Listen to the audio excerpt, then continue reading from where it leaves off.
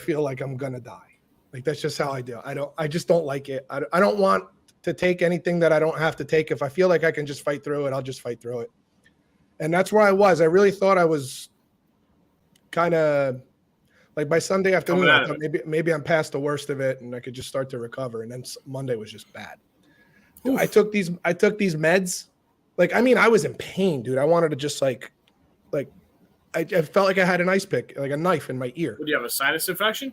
Massive sinus infection, no COVID. I just checked like a couple hours ago. They gave me a website. I get those once a year, dude. They fucking knock me on my ass. Like I can't even like stand up. It's brutal. It's really brutal. So, yeah, this weekend I couldn't even talk. I mean, it was like this. I had to talk like this. That would have been some show.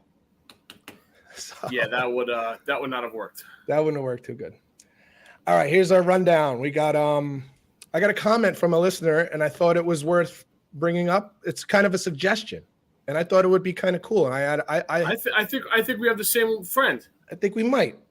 And I had something that I'm adding to it to maybe make it a little more interesting. Outside influence. We got the Mekhi Becton thing, and then with Dwayne Brown, when them signing Dwayne Brown. Then we got our AFC North, NFC North. We got some hard knocks. We have make or break seasons. I have 2 players and 2 coaches. I got 3 of each. Yep. Okay. We probably agree with one of them. I would imagine. You can start this way. You have an extra one. You could start each one of those. Okay. But I don't know. I think the players you might be surprised who I have. Okay. I think you might, because there's some to me. Well, we'll get to that. Then we got our Webb Simpson, Dean Dome Sports stuff. Oh, that's all you, bro. Well, yeah. And then right over my shoulder here is the St. Jude Invitational for FedEx. I have it on myself. Yeah. And then we got some Yankees talk. Is it finally rant time? It might be. It might be rant time. And we got 75s, and I have a great story. Perfect, bro. Let's get you back on the mend here. Yeah, let's do this. I'm ready to go. Let me just make sure this thing starts good. Yeah, we're good to go here. Last week I actually got cut off on my intro. I didn't wait long enough or something. Yeah, I caught. You noticed that? Yeah. Let it go for a few seconds here. I got a little vodka lemonade. What am I going to do? Die? I'm just going to ask you. Ooh. Yeah, well, am I going to die? Might as well. You got to have something. So, the hell with it. If it gets worse, I got a week to recover. What's up, everybody, and welcome to Bump and Run. I'm a very healthy, not so much, Pete Coliseum, joined as always by my good friend Scott Bracey. What's going on, dude? 90 degrees outside, and you're suffering like it's 12 degrees, and you're stuck outside. I've seen the sun for about 2 hours in the last week. It's been pretty rough. Good afternoon. Now I think back. We barely made this podcast last week. I was having a rough time on Thursday, but I sucked it up and made it through. Friday I went to work, and I was kind of okay. I got drained by the end, but it was also like 97 degrees. And then Friday night, lost my voice all weekend. I was laid up. Monday morning, dying. Go to the doctor. Great drugs. Drugs are amazing, man. If used properly, right? If used properly, everybody. You sound worse today than you did last week. Oh, well, I sound worse, but I definitely feel better. Got some cough syrup, some heavy-duty cough syrup. A doctor friend of mine said, oh, yeah, that's the good stuff. Some steroids, so I've been doing some extra push-ups, use them wisely.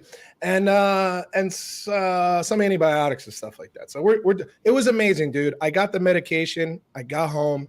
I took the medication immediately. I took everything. I just took it all at once. Within an hour, like the pain in my ear was gone. My throat didn't hurt anymore. I'm like, whoa.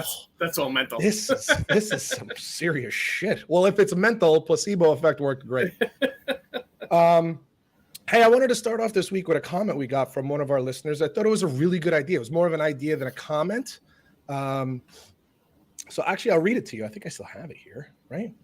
All right, so our listener friend says, I'm listening to fantasy radio and some ESPN fantasy podcasts now. I'd rather listen to you two maniacs. I don't blame you.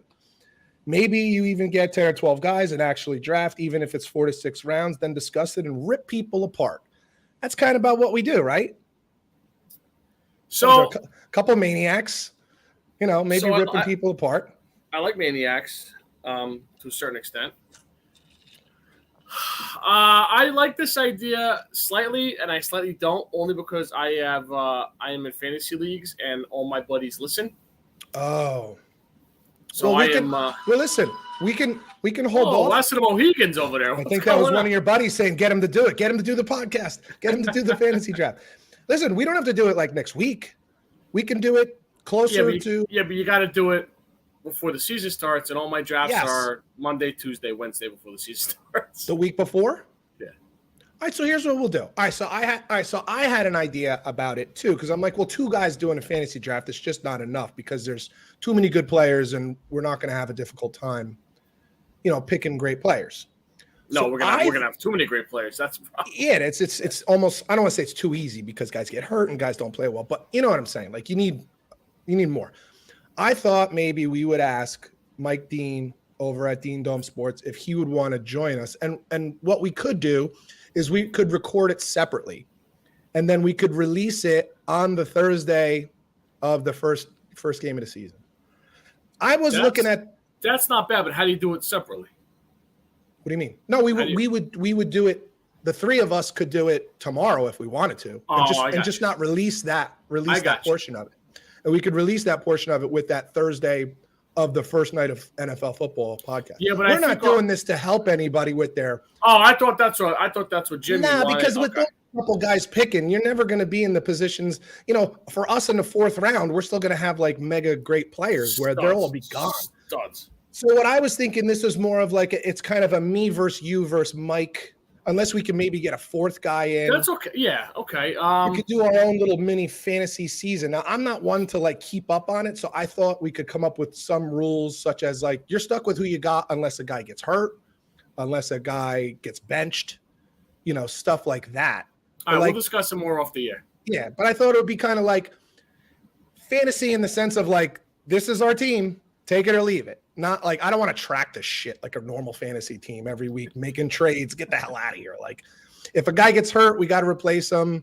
If a guy gets benched, hey, what if Sam Darnold starts the season and then he sucks and Baker Mayfield takes his place? You could make a switch at that point if the other guy's available. You know what I mean? Right. But otherwise, we would just leave it as it is to see who does the best. Who had the best preseason prognostication. I have a thought. You have DraftKings? Yeah. Okay.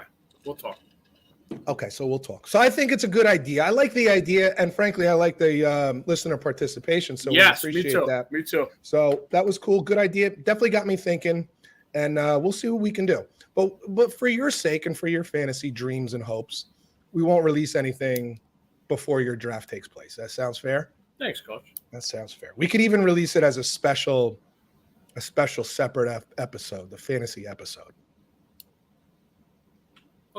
Okay, good talking to you. Big news out of Jets camp this week. Total friggin' heartbreaker.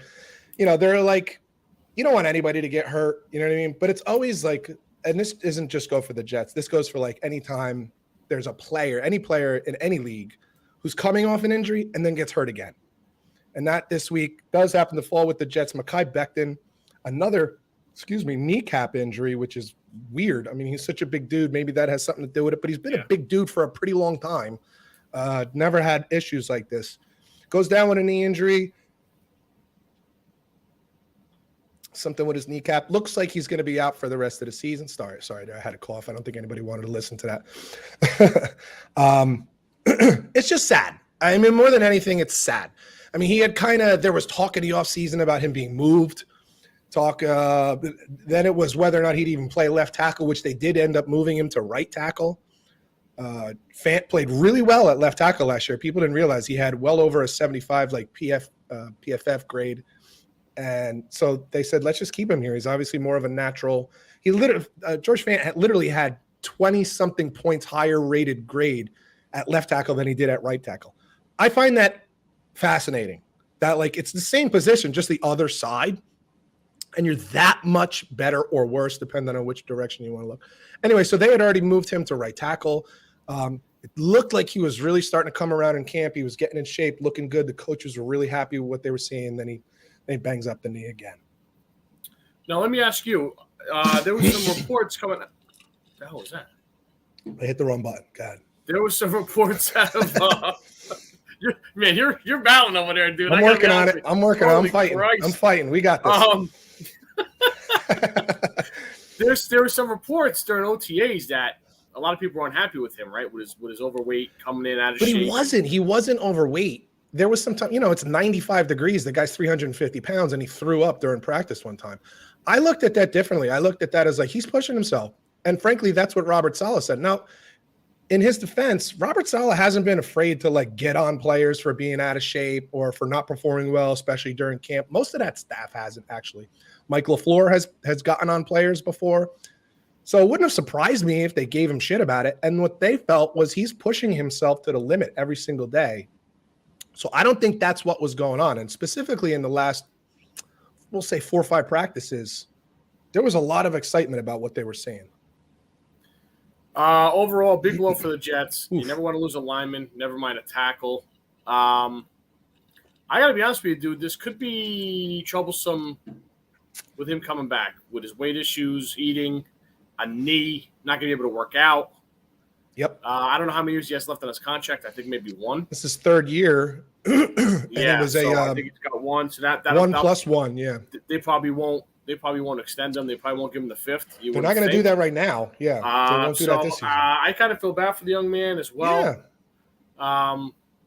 Listen, your career's not over if you leave the Jets, but no, it's just sad for you and Jeff fans in general. It doesn't mean what was he, the 4th overall pick? No, I think it was a little higher. Okay, like whatever, lower, 6, 7, like in the 9, something like 9 or something like that. I think he ended up being the 3rd lineman pick that day, 3rd tackle pick that day. Hold on, I'll tell you right now. No, you always got this stuff down. I'm going with 9. I think it's a little higher than that. 11? No, I mean the other way. 7? Yeah, I think something like that. I'm thinking it's 9. Right, but just because they don't sign him to that 5th year at the end of this season doesn't mean that at some point next season or at the end of next season they can't continue to sign. It doesn't mean his career is automatically done because, frankly, he's still relatively cheap. Oh, you're right, sir. Oh, every once in a while, the bold guy gets it right. If you're a Jeff fan, you should fucking know it. Well, I don't know when guys get drafted. I couldn't even tell you when Joe Namath was drafted. Round 1, pick 11. 11. I said 9. I'm not right.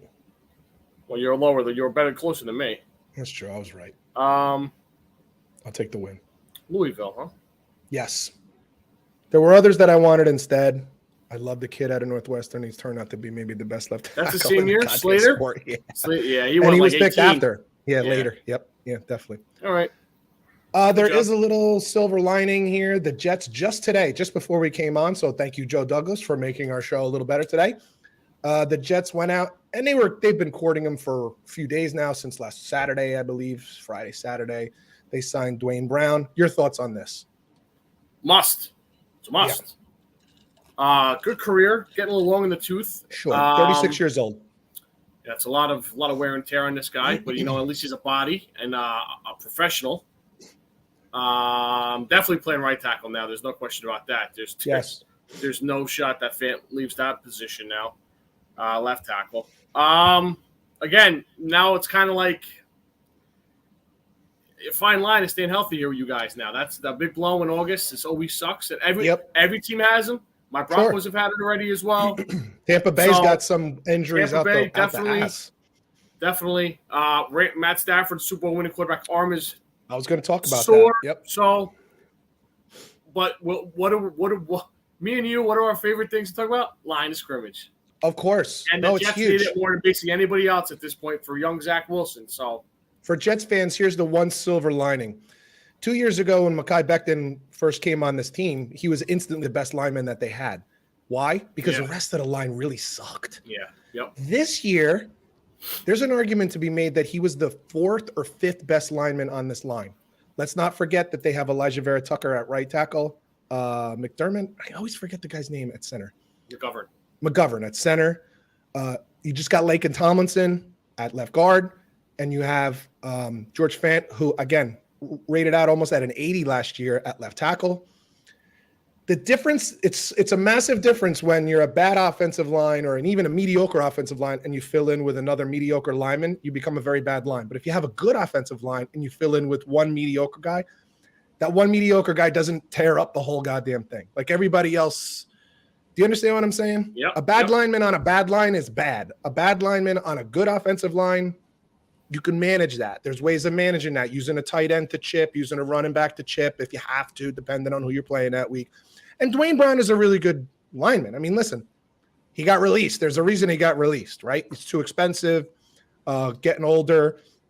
But he usually plays an entire season. This is a guy who doesn't really get hurt a lot. So you can hope that out of him. Plus, the Jets are pretty excited about this kid, Max Mitchell, that they picked out of, I don't know, Northern Illinois or wherever the hell they got. He's been performing really, really well. To me, he's a little undersized.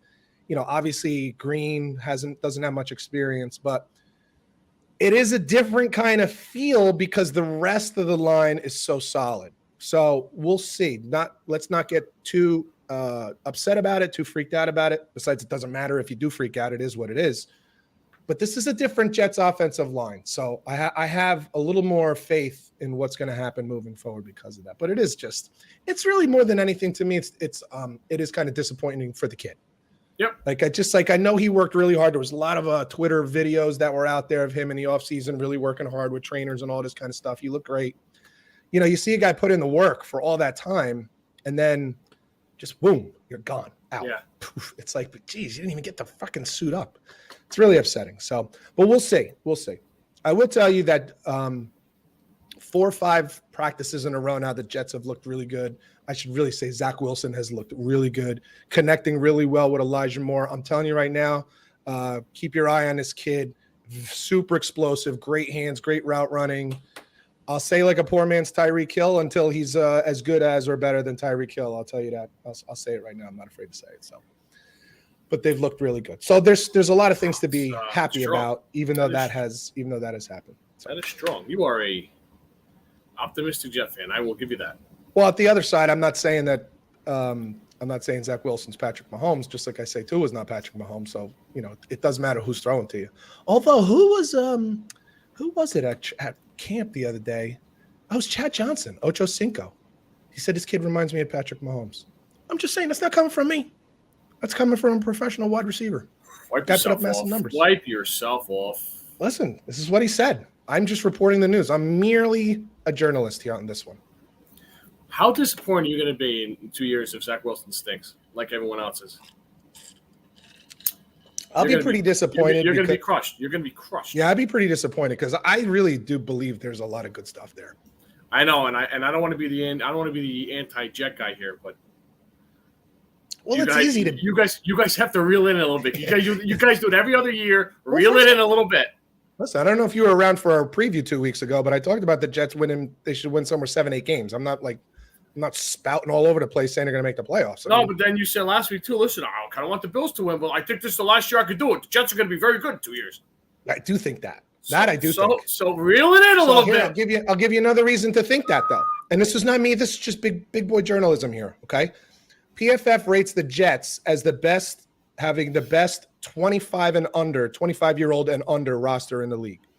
Like of all the teams, because you got 20 of them. That's well, whatever. They're the best of everyone. And when you're the best at anything other than like getting sacked, that's Rams have 1 guy. Jets have 22 guys. Let's see what he goes out better. The Rams were top 10 on the list, actually. So yeah, forgive me for being excited for once. I'm just teasing you. I have to really in a little bit. I live in misery because I don't want you looking forward to the draft at week 3 again, like you do every year. I want you to think about this, man. I probably started following football when I'm like 5 or 6 years old. 1977. And I'm 49 years old. Right? So we're talking like 40 years, 43 years of following the Jets. Do you realize in like 43 years, I might have like, I don't know, 10 good ones? That's what I'm trying to tell you. So cut me some slack. This is the time of year I'm allowed to get excited because once September comes, it doesn't usually go well. So let me just enjoy this time, man. All right, let's move on. I freaking hate you sometimes. You're I know. Dick. Get in line. AFC North, let's talk about it. What's going on there? Who do we got? NFC North. They will NFC play. or AFC? AFC North. AFC North. AFC. They will play the AFC East and the NFC South. Last year's order, Bengals Super Bowl runner-up, followed by the Steelers sneaking into the playoffs last second, the Cleveland Browns in third, and the Baltimore Ravens surprisingly in fourth place. That doesn't happen very often. Let's start with those Baltimore Ravens. They open up their first 4 games are against your AFC East, weeks 1 through 4, which is a little bananas. I think the Jets beat him in week 1. Okay. Never a stretch more than 2 tough games in a row for them. Are they healthy? Last year they lost Lamar. They lost their whole backfield. They lost Marcus Peters. I think they lost another guy, Marlon Humphrey, through the year. They were decimated by injuries. That's why they finished last. Hollywood Brown gone, traded to the Arizona Cardinals. Weak weapons all the way around besides tight end Mark Andrews and a J.K. Dobbins coming off an ACL. Who's the one wide receiver they got that's pretty decent? The kid from Minnesota. What'd you say? Well, you don't. I said the kid from Minnesota. Yeah. What was his name? Oh, come on, this is your part. Yeah. Wow. That's Bateman, Rashad Bateman. I got you. I was gonna say, you feeling sick too? Never. They drafted Mr. Kyle Hamilton out of Notre Dame to play safety. By the way, we picked that in our draft. In our mock draft, we had it landing there. We were both like, how does Baltimore always do it? They find a way to just get a guy who drops it, and it actually happened. He's a really good player. Mr. Lindenbaum, center from Iowa, Mr. All-American. We both liked him a lot. And my buddy David Ojabo, who would have went in the first round if he didn't tear his Achilles in his Michigan Pro Day. They got him in the mid-second. He will probably sit this year, but coming the whole season? Probably. I don't know. I mean, Cam Akers came back last year from a torn Achilles. Correct. So we'll see. But either way, when they get him back, it's going to help their defense. And if you get him back next year, it's an additional draft pick. Yep. So no reason to rush. I get it. So I'm rooting for the kid, though. So the Ravens are looking to revenge a disappointing 2021. Yeah, this is a weird team, right? Because like you said, they finished in last, but it was because of a lot of injuries. Or was it because of a lot of injuries? I don't know. I'm not sure. Like, I don't have a really good read on them. And for years, all we heard about was like the Baltimore has to go out and get more weapons for Lamar, And this year they ended up, pawning off one of those pretty decent weapons. I mean, it starts to make you wonder, is it the weapons or is it Lamar? And this is something that you and I have talked about from the day we started this podcast about Lamar Jackson. And let's be honest, that's most every team comes down to quarterback play, at least as far as how far are you going to go. And neither one of us are big believers in him as a Super Bowl quarterback. Winning quarterback, for sure. Would I take him? For sure. Do I think he's fun, exciting, good guy, all that? For sure. Do I think he's a Super Bowl quarterback? I don't. And I think more reluctantly, for whatever reason, but reluctantly, people are starting to come around to the idea that, it's not just Lamar with bad weapons. Sometimes you got to say, maybe it's Lamar. And I've been saying that, and I think people are starting to see that, and I hope they start to see that more. But with that said, this is one of the best run organizations in the entire NFL, has been for a very long time, pretty much since they've been in Baltimore. Let's be honest. This has been a competitive team. I don't know if you have it in front of you anywhere, but I would be fascinated to see, other than last year, how many times they missed the playoffs. I bet it's very few. Yeah, it's very few. Yeah. Which is, I mean, if you're a fan of the Baltimore Ravens, we know Eddie Desane is a big fan. I mean, wow, what a great place to be in, that every year your team is competitive. Yeah.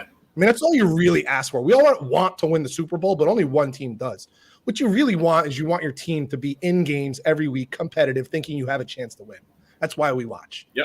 And if you're a Baltimore Ravens fan, every week your team's in a game. Doesn't even matter who you're playing. You can be playing the best team in the league. Does not matter. Excellent coach, excellent front office, good quarterback.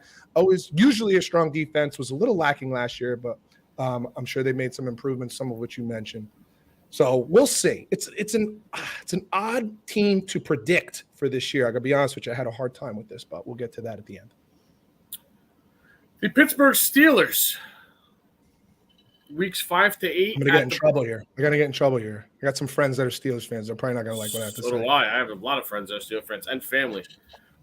Weeks 5 to 8 at Bills, Tampa Bay, at Dolphins, at Eagles. Probably their only big stretch. Big Ben has finally said goodbye. Quarterback competition, Mitch Trubisky, Kenny Pickett, and Mason Rudolph. And it's funny with Mason Rudolph, they thought he was going to be the successor to Ben. They wrote him off, and now he's looking the best in camp. Are you surprised, though? That's Murphy's Law, but I've never heard it before. Well, he's the one guy there that has experience in the system. He knows the system, so just off of that alone, I'm sure he's more comfortable. And it's not like he was a shit quarterback in college. This guy was a player. Different ball game in the NFL. I like them. I was a fan of his. So always a solid defense.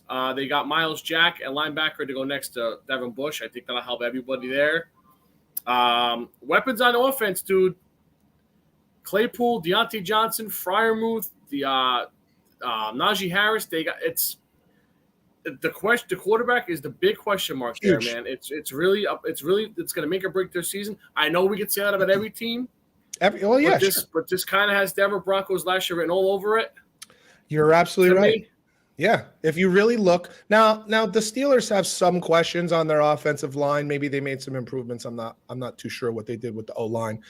But yeah, it's funny you say that. That's a great comparison because what did we want? What was the one thing we were saying? God, every friggin' week last week with Denver is that they're one player away, but that one player happens to be a franchise quarterback, which is hard. It's hard to get. They're not easy to find. Everyone has one that they're hoping will be one. Giants, Jets, Jacksonville, Carolina. Maybe it's a maybe until it's not, and then when it's not, you're like, shit, you're stuck. Yeah. And that's kind of where the Steelers are right now. This is a really good football team that has maybe one of the biggest question marks in the league at quarterback. So, it's a great comparison to last year's Denver team. It'll be fascinating. You know, we've said everybody knows Tomlin has never had a losing season. Tomlin has also never had a season without Ben Roethlisberger. Mr. Consistent, Yeah, one of the things that makes me a little sad, whether it's Roethlisberger or Peyton Manning, although that was different because they won the Super Bowl that year, I feel like we get hung up on the last couple of years of a veteran, of a Hall of Fame player's career, and that's all we remember. Yeah, I know. It's like the bad mouthing that's going on about Ben Roethlisberger, all based on like pretty much 2 years. The guy's got 2 Super Bowl rings and been to 3. Like, this guy was a baller, dude. This is a first ballot Hall of Famer. This guy was a stud. Like, you got defensive linemen in the league talking about him being one of the most difficult guys to sack. Big time arm. He was mobile. Like, whatever foibles he had, whatever inconsistencies or little strange things that he did that were different that didn't practice, whatever. The guy won a lot of football games. So you can say whatever you want about Mike Tomlin never. Guess who else never did? That was Ben Roethlisberger. And I got a feeling that this is going to be the year that streak gets broken. Somebody's got to lose in that division, and they clearly have the worst quarterback. Well, until week 7, Cleveland. Well, we'll see. We'll see with that. I don't know. Is Jacoby Brissett worse than Mitch Trubisky? I would say yeah. Let's get to that team. The Cleveland Browns. Week 5 to 12 is brutal. So they better hope Deshaun only misses 6. Chargers at home, Patriots at home, at the Ravens, Bengals at home, at the Finns, at the Bills, and then Tampa Bay. Oof. Yeah. Yeah, that's a rough Watson out the first 6. Great offensive line. Great running game in Chubb and Hunt, although Chubb has been a little mouthy about wanting to get out of there. They got Amari Cooper in the offseason. They re-signed David Njoku with tight end. They lost Beckham, obviously, trade. They lost Jarvis Landry to the Saints. They have a couple young guys here that are pretty good, pretty athletic. And I got to tell you, dude, this is probably later on we're going to have a segment about pressure on coaches and players. The franchise here, dude, as a whole, there's a lot of pressure on. I totally agree. Yeah, because this Deshaun Watson thing, in hindsight, at the very least, I think most of us in foresight saw that it was a risky move. I'm going to give them the benefit of the doubt, say it was a risky move. The benefit of hindsight, they should know it was probably a bad decision. Now, 2 years from now, they may not think it was a bad decision. But 2 years from now, they may not have the exact same team because this year you're paying Deshaun Watson $700,000 and next year you're paying him $46 million. So your roster isn't going to look the same either. We talk about this all the time with cap space. I don't have the throat to do it today. Yeah, it's I don't know. It's a strange thing. You know, the NFL is going after at least 1 year. What they want to do now is give him a 1 year suspension. This is why the Browns were only paying him $700,000. They kind of figured something like this was coming down the pipe. With this rumor brings rumors of other trades. So what I heard over the last couple of days was that if the NFL comes down with a full 1 season, 1 year suspension, there would be interest in one Jimmy Garoppolo from the San Francisco 49ers. Now, there's intrigue there because, as we have talked about previously, Trae Young hasn't exactly had the best camp.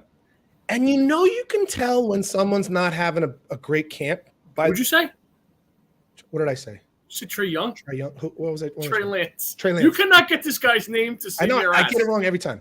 I'm surprised I remember Trey. I'm halfway there now because I remembered the Trey part this time. Oof. It's funny because if somebody's going to speak glowingly, they talk specifics. Oh, the balls he's throwing, the accuracy. You know the words that they use, right? Like, oh, he's got the playbook down. What are the things you hear now? I'm sure he'll be fine. It's early in preseason. Yeah. He's a hardworking kid. You don't hear, oh, he's spreading it around. You don't hear football terms. You hear common, yeah. Yeah, you hear psychological terms like anything. How do we say nice things without saying nice things? So that's where this will become interesting because, does San Francisco really want to trade Jimmy G? I'm sure they do, but they're also like, I don't think we can. I don't know. So it's interesting. Yeah, if the Browns. So do you have their schedule in front of you now? I could get it. And why don't you get that? Why don't you let me know? Because you said that stretch was weeks 5 through 12.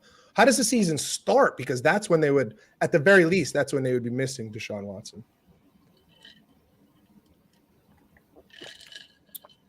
Well, wow, the NFL, man, this is great. This is just great. Week 1, Cleveland at Carolina. Oh, Baker, that's right. I forgot about that. Week 2.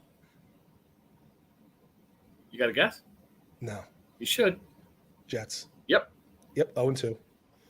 Whoa, Jay, you got the Jets starting off 2-0? Oh, yeah, definitely. Oh, you are fucking – that Robitussin is good, huh? Holy good shit. Stuff. I feel great.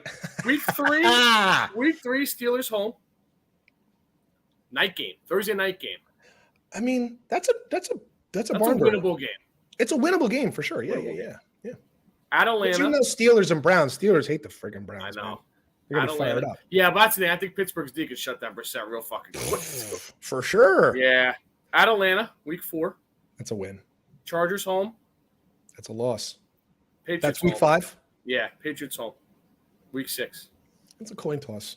You know how I feel about the Patriots. I know. I agree with you, I think, on that. And Brissett is the next Patriots. Correct. And then he probably knows that offense better than Matt Patricia.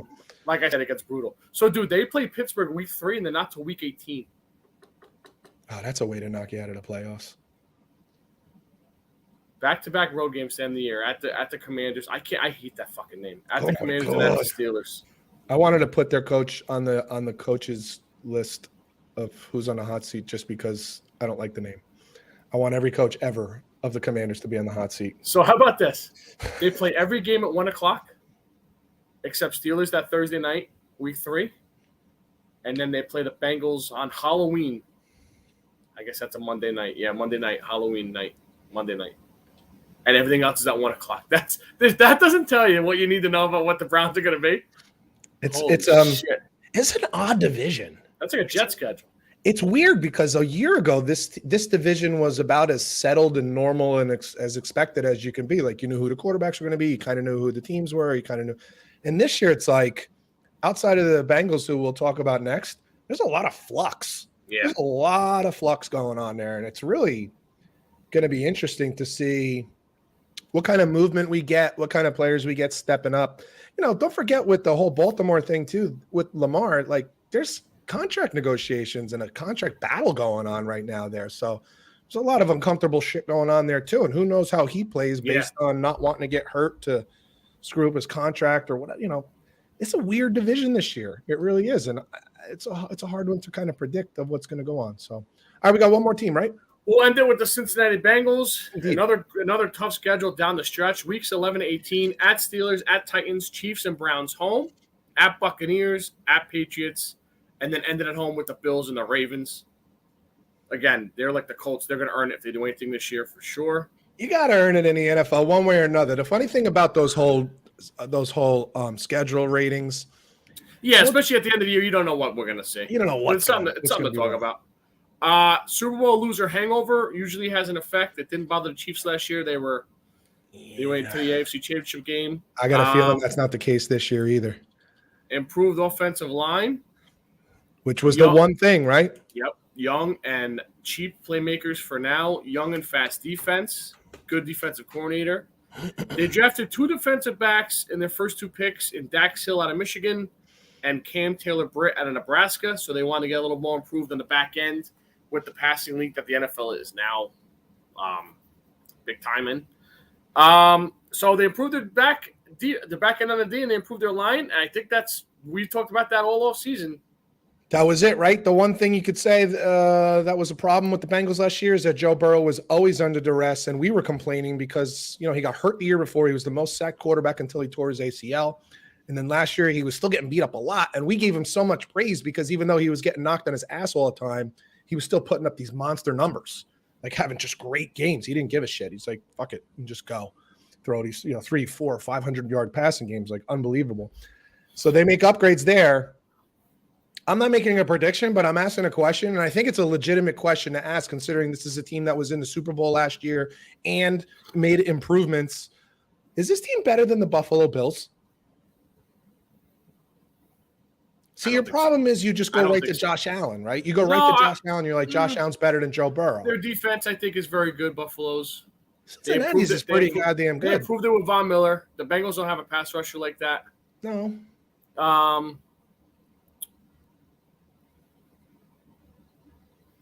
I think they could definitely put up more points than the Bills. I think it's a closer, I think it's a closer decision. What coach would you take?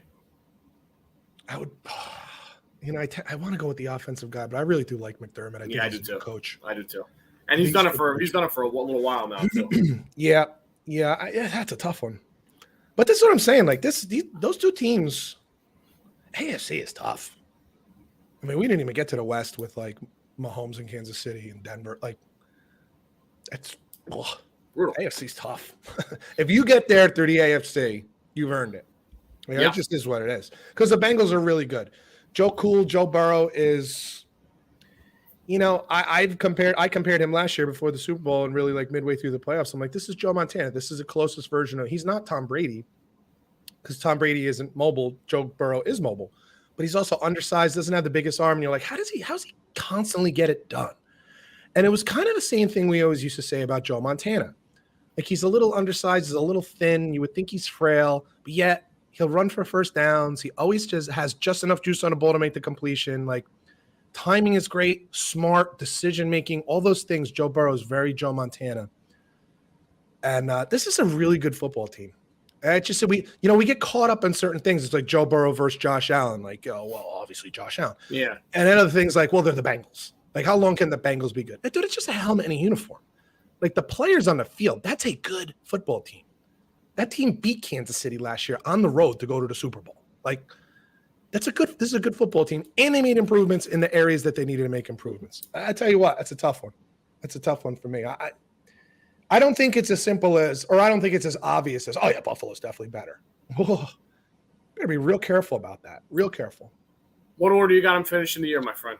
Okay, so starting in last, God forgive me, my friends, forgive me, please, but this Pittsburgh Steelers are finally going to have a losing season. Wow. I'm sorry, I just don't know how you win a lot of football games in this league without knowing in August who your starting quarterback's going to be. I don't know. I just don't know. And if I told you at the end of last season that your starting quarterback was going to be Mitch Trubisky or what's the other kid? Kenny Pick. No. Or Mason Rudolph. Would you think you're going to have a winning season? No. Well, that's what you got. So I got the Steelers. Although I really want to see Mitch fucking stick it to the Bears. I would love it. No, I'm with you on that, actually. And I like Mason Rudolph. It's not that I'm not rooting for him because I'm like a backseat Steelers fan. I'm not a fan. That's not fair. But I do root for them usually. I like to see them win. And I like it when guys who are predicted to do poorly stick it up everybody's ass. Yeah. So I'm kind of rooting for Trubisky and or what's his face to do good. I just don't know that I see it happening. So I got the Steelers in fourth. I got the Browns in third. Listen, there's just too much anarchy, too much chaos with the whole quarterback thing, with the whole Deshaun Watson thing, with the whole protest. Who knows? We don't even know what the suspension really is going to be. At least it's 6 games. And when they come out of that suspension, they go on a hell-raising 7-game stretch of games that nobody would want to play. And then on top of that, we just assume that Deshaun Watson's going to be really good and fine after not playing for like a year and a half. Like, I don't know. I'm just not ready to say that, even if he did come back after 6 games. So I think the Browns and Steelers are going to be fighting it out for that last spot, but I just think the Browns have an overall better roster, better offensive line, better running game. I got Baltimore in second. I got to be honest with these last 3 teams, the teams I have second, third, and fourth, I have no idea. I'm basically with Baltimore going off of history. Unless there's massive injuries like last year, this team always finds a way to win 10 games, something, 9, 10, 11 games. So I think, why would I go against that? I have no reason to go against that until I have information otherwise. So I'll put them there. And the Bengals to me are the class of this division. The reason I said to you I don't see Super Bowl hangover, you often see Super Bowl hangover when it's a veteran team. And let's be honest, the team that goes to the Super Bowl is usually a veteran team because you don't just wake up one day and are awesome and go to the Super Bowl. There's usually stepping stones, and those steps take years. So for a team this young, I can see them super hungry again this year. They're, cheap quarterback, cheap wide receivers, all these cheap weapons. Nobody's being paid yet. I see them making another really strong run. We always have the caveat of we'll see about injuries. We hope there's no injuries. I think the Bengals make a really strong run again this year at a Super Bowl appearance. So I have them in first. I will go reverse order. I got the Bengals in first as well. I think they're very good. I think Zach Taylor now has confidence that, you can't believe Super Bowl coaching the Super Bowl. That just goes without saying. Isn't it amazing that he was on the hot seat when the season started last year? He's the Jim Harbaugh of the NFL. It's incredible. Baltimore Ravens, same thing you said. I'm going on history here. I'm going Lamar, great regular season quarterback. Great that they stay healthy. Dobbins and Edwards stay healthy at run game because that helps him a lot. Lamar stay healthy as well. I'm sure they'll figure out somebody will step up a wide receiver. We just right now don't know who that's going to be. And I trust Harbaugh and I trust their draft. Yep. I got the Steelers. That's a great word for that organization. Is you just got to trust them because they always find a way. I got the Steelers in third. Richie, Stevie, Timmy, Brad, everyone. That's Pete. You get mad at Pete. Pete had him one spot lower than me. He's a prick. I'll take the brunt of it. So I got the Steelers in third just because I think, like you said, the Browns I think it's just going to be sloppy. I think it's going to be messy all the way around. People protesting it when you're driving into the stadium. If Brissett isn't the guy, then they're going to have 9, 10 guys in the box trying to stop Hunt and Chubb. And, they don't have the greatest wide receivers in the world that is it now. Even with Watson at quarterback, he hasn't played in 2 years. Now, I will tell you one thing that's funny. You mentioned, like I said, that it sounds like the Browns are going to get off to an 0-2 start. If they did get off to an 0-2 start, people would start forgetting about Deshaun Watson whipping his dick out on 35,000 different women and want him in there so they can win some football games. You watch how that turns if they got a losing record. Yeah, that's the way it goes. You watch how attitudes change. And you got the Browns. That was last. Okay, what about the NFC North? NFC North, my friend, they play the NFC East and the AFC East. We'll start with the king of that division. It's been that way for about 20 years. The Green Bay Packers. Schedule pretty good considering they're always a top team and always hosting playoff games. It's pretty. They play they have your first place team in the NFC, but the Cowboys aren't that great, and who knows in the South with Brady getting old and this and that. But they lost Devontae Adams to the Raiders, and they lost what's his name? Valdez Scaling? I don't know his first name. Martavius? Something like that. Montez? Yeah, something like that. Yeah. Valdez Scaling to the Chiefs. Good young defense. I think I heard somewhere where they have like 7 first-round picks on this defense or something like that. Run game is tremendous. Two-headed monster there in Dillon and Jones. A lot of questions a couple years ago about them selecting, I want to say Dillon, right? Yep. And now people are like, oh. Because after Jones had a monster year. Correct. And they drafted Watson out of North Dakota State, who's supposed to be a nice fill-in for that offense. Yep. But, you never know. Maybe a Cooper Kupp kind of guy, small school, takes a year to develop. Well, you're asking a lot. He's a rookie. I always get nervous when we have these rookies come in, and I don't care what position. I think maybe outstanding of like wide running backs. Running backs, we kind of do expect them to be able to just go off right away because it's such an instinctual position. Everything else, there's a lot more technique. There's a lot more coordination, choreography, however you want to say it. Like an offensive lineman has to really learn the guys that are next to him and working lockstep. Quarterback has to learn so goddamn much. Wide receivers with the route tree and the communication stuff. Even on defense, defensive ends often hit it right off the step. Just like, just go get the quarterback. Just go freaking get him, But running backs, it's like give them the ball, tell them which direction to go, and then they just go. You know what I mean? This is also why they're kind of a dime a dozen, is why people like me and others like, oh my God, what's the draft guy for ESPN? The draft guy? Yeah, the slick back Mel hair. Kiper. Mel Kiper and me, like people like us say, never draft a running back in the first round. Think of the Jets getting a Breece Hall in the second round. Like it's a second round. He's probably the best running back in the entire goddamn draft. He might be one of the best running backs you've seen in the last couple of years come out of the draft. You just don't do it because it's such an instinctual position, and a lot of guys have those instincts. And if you're opening holes, they just hit the holes. So anyway, it's hard. I get worked up when people are like, we're going to rely on rookies, even with the Jets this year. Like, oh, you got to like slow down, dude. They're rookies. They don't even know the language of your team yet. Like, slow down. So that's what gets me a little worried about that one kid at wide receiver. But the other side of it is you got Aaron Rodgers at quarterback, man, and he has a way of making players better. We used to say this so many times about Drew Brees, talk about Tom Brady, Patrick Mahomes. Is it the receiver or is it the quarterback who makes this receiver look great? Since Drew Brees has been gone, what's his name? Michael Thomas, he either doesn't play or doesn't look good. What a surprise, right? We used to see guys leave the Patriots and go to other teams as wide receivers, and they were shells of themselves. They just weren't the same. Why? Because they weren't playing with Tom Brady. We'd see guys leave. We'll see this year, and then the next coming years, we'll see guys leave the Chiefs. Yeah. It's not to say they're not great players, but now you're not playing with Patrick Mahomes. So when you got an Aaron Rodgers, you're going to, first of all, you're paying him $50 million. He's going to have to carry the load, and he's going to have to make guys around him better. And the reality is, at least for regular seasons, every friggin' year, he does. Now, he has his shortcomings in the playoffs, and we've well documented that. But in the regular season, he makes guys better. It just is what it is. I mean, there's no denying that. I don't like him, but he makes players around him better. So you definitely don't like him. Yeah. I just don't like him as a person. That's all.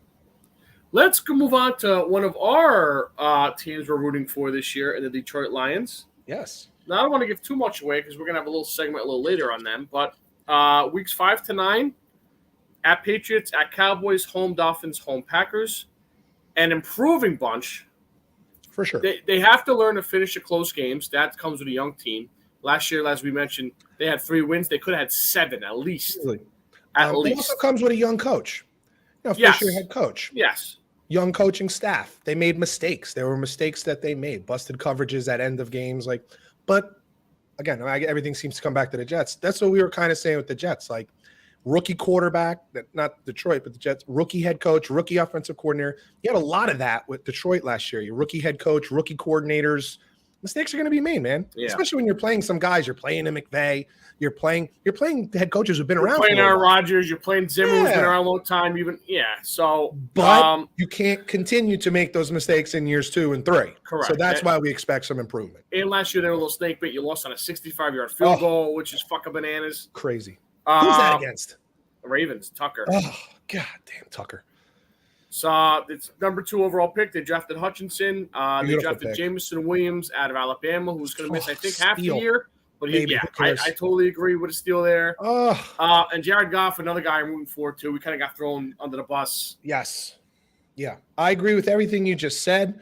They're just a likable bunch. There was a little video that came out just a couple days ago. Practice must not have been going so well. Dan Campbell kind of just gave him some shit and walked away. And one of the players, I don't know if he was even a captain. Williams, the running back, brought them all in and just went off. But it was more uplifting than it was down-putting. And listen, you have to have talent in this league to win. End of story. I think they are starting to accumulate talent, but you're also starting to see how little they had before last season started. Okay. It's so funny, too, dude. A couple years ago, they have Calvin Johnson, Matt Stafford, Kenny Galladay, and now they're – but the rest was pretty rough. Yeah, that just shows you that the team nature of football above other sports. Like, it really does have to come together as a whole. If you have glaring weaknesses, it's tough, dude. It's tough. So, yeah, this is for us. We talked about this a week or two ago for like teams we're rooting for, even though they're not our teams. Detroit is definitely up there. Love Dan Campbell. I am rooting for Jared Goff. I think he gets a bit of a bad rap. I think he's been in some tough spots, and I think he gets a bad rap. So I hope he does really well this year. So we'll see. Minnesota Vikings, week 6 to 12 at Finns, Cardinals home, at Commanders, at Bills, Cowboys, and Patriots. Mr. Zimmer is gone. O'Connell is in. Offensive guy. We have been more positive about Kirk Cousins the last 2 years or so.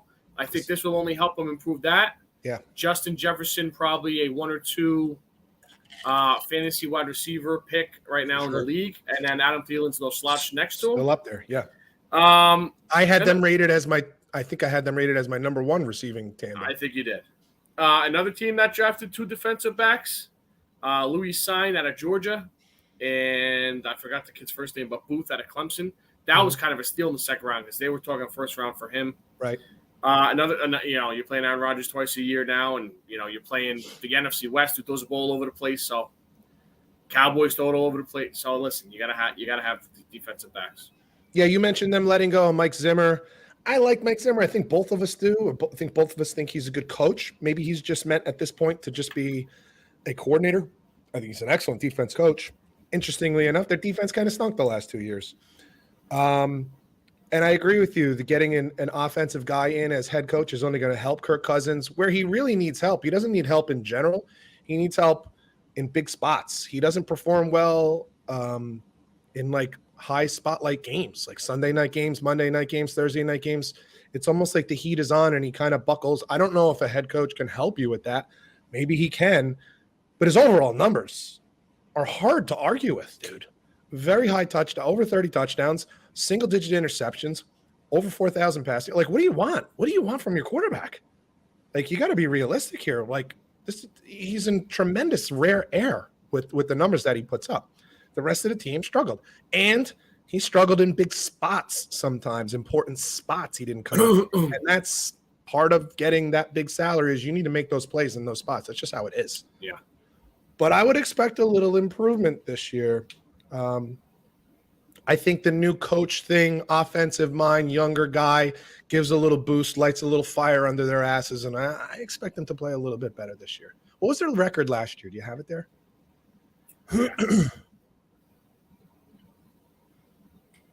Because I don't fucking shit. Yeah, I don't remember if they 8-9. 8-9. Yeah. Yeah, I wouldn't be surprised if they won 10 games. And if they win 10 games, they're fighting for a playoff spot. Hold on. 10, 11 games, it's certainly doable. Hold the phone. And while you're looking it up, I'll say this. You look at the rest of the division, obviously Green Bay is good, but they usually split with Green Bay. They usually win one and lose one with Green Bay. Yeah. And then you got Detroit and Chicago, and you should feel pretty good about playing those two teams. Dude, right off the top of my head, I see 10 games. Yeah, right? Yeah. So say they even go 3-3 in the division. Just say. Okay. Right? Philly, New Orleans, Miami, Arizona, Commanders, Patriots, Jets. Let's just say Washington. Giants. Yeah, there's definitely 7 wins in there. Yeah. Definitely.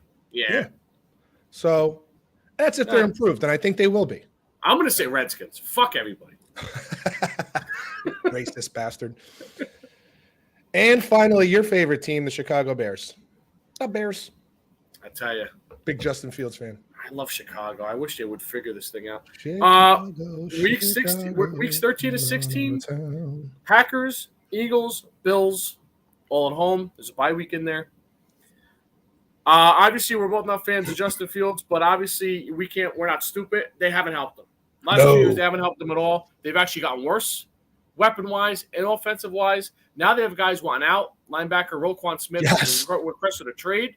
Who the fuck knows what that system, what that organization, what that practice looks like on a daily basis? First-year head coach. It might be an absolute grease fire, but again, we thought the same thing with the Eagles last year, and they went to the playoffs. So who knows? But I will bet a lot of money that this Bears team will not. Yeah. I think it's gonna be very ugly, and I think ugly like top 5 pick in the draft next year. Yeah, I don't disagree with that at all. I do have. I think Eberflus was a pretty good choice. I think he's got a lot of potential there. But I'm with you. This Justin Fields thing feels very Sam Darnold with the Jets 4 years ago, whatever the hell it was at this point, 4 or 5 years ago. Like, oh, we're so excited. We got this great quarterback. And you surround him with utter shit. Like there's just nothing there to get excited about.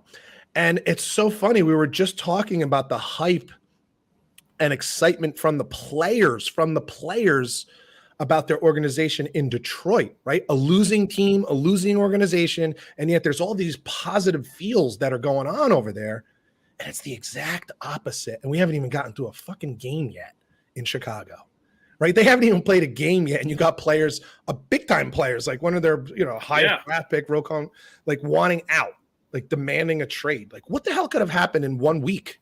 Like he demands a trade. Like, holy shit. Is he just like playing 7-on-7 and like looking around like, oh shit, I got to get the fuck out of here, man. This place is doomed. Yeah. So when you say like top 5 pick, I'm thinking more like top 2 or 3 minimum. I have a really hard time coming up with a team in a league that's worse than that. I really do.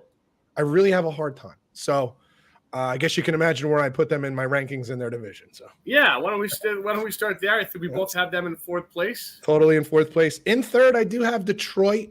I think they're up and coming. I put the number 7 in parentheses. I think 7 wins is doable for them, and I think if they get 7 wins, that means they go 7-10. That means they're competitive in most of their games. I think that fan base would go bananas if they got 7 wins, especially like if those start to compile near the end of the season. They're going to put a scare into a lot of teams throughout the season, so they're going to be fun to watch. And I got to be honest with you, Minnesota better be really careful, because if we've been talking psychology for the last couple of weeks about what happens when you start winning a little bit, what happens when you start losing a little bit. Tony Finau suddenly starts winning, and the guy can't lose anymore for anything. Right? Guy got more second place finishes. Only Jack Nicklaus had more second place finishes than Tony Finau. And now the guy can't find a way to lose. Yeah, guy can't find a way to lose. And he didn't become a better player suddenly, right? Be very, very careful about Detroit. If they get a winning streak, if they go 3-game winning streak at some point, I don't know, you looked at the schedule. I don't know if that's a real possibility, but if they did, look out, because there are real positive. I mean, I got to be honest with you. Other than the elite teams, other than the teams we know are great in the league, I'm having a hard time remembering a team feeling this good when they were like the 1st overall or 2nd overall pick in a draft last year. Like, this team looks at us like, we're a playoff team. I agree with you. And I believe them. I don't know that they are. I believe that they believe that. And that is freaking dangerous, man. I really – I don't think Chicago is like, dude, we could be a playoff team. No, they know they can't. Detroit really believes it. I don't know if I believe them, but I believe they believe it.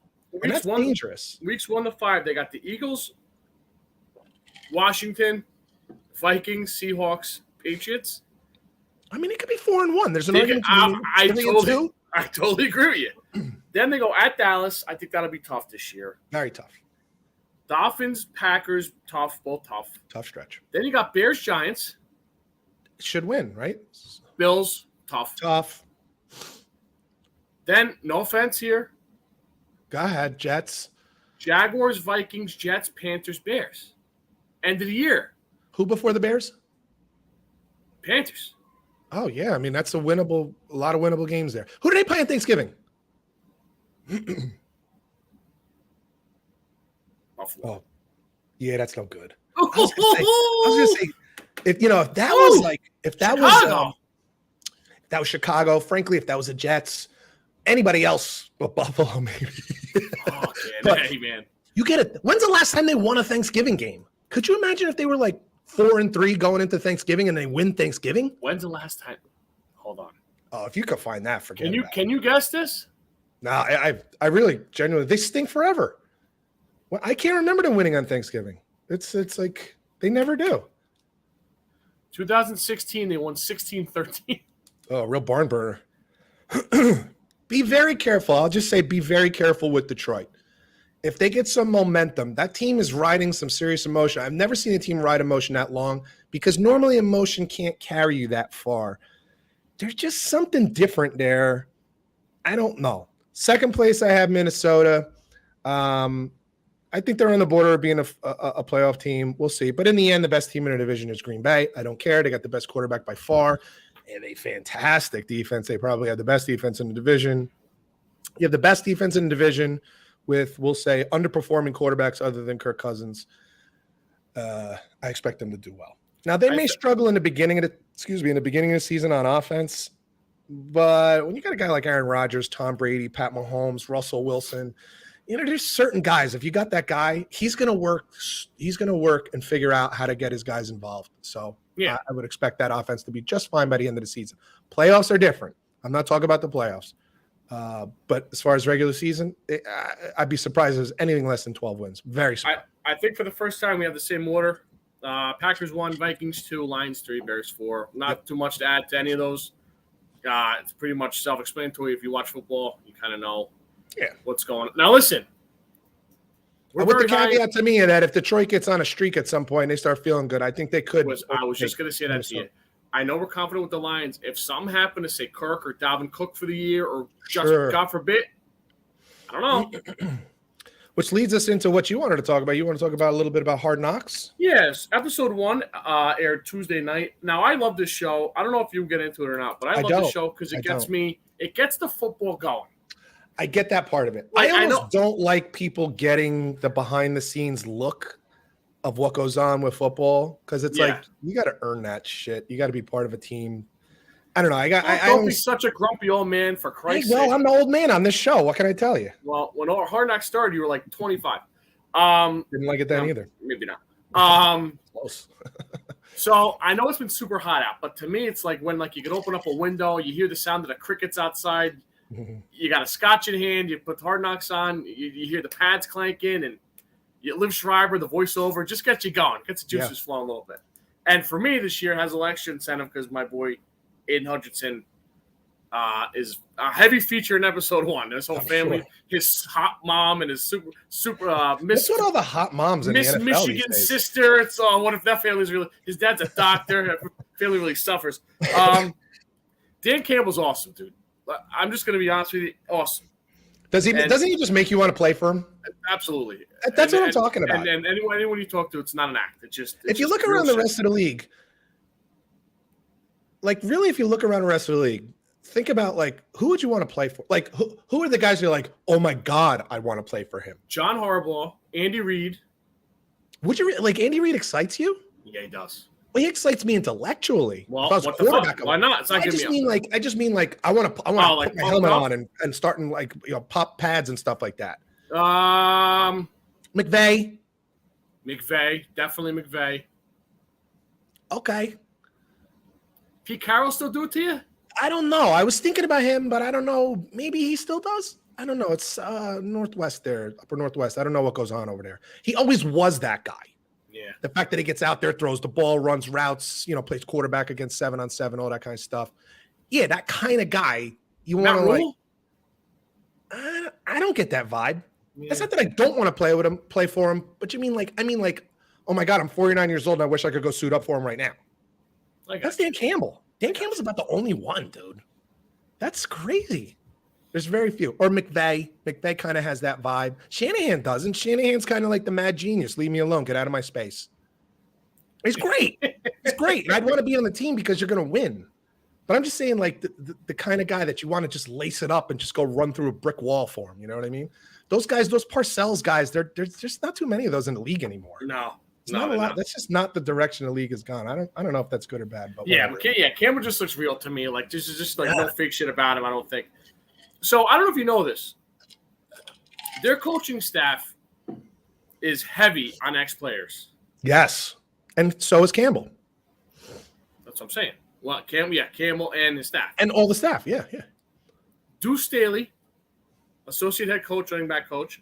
Your boy Aaron Glenn. DC. Yeah. Which is, dude, you talk about a meteoric rise. Oh, yeah.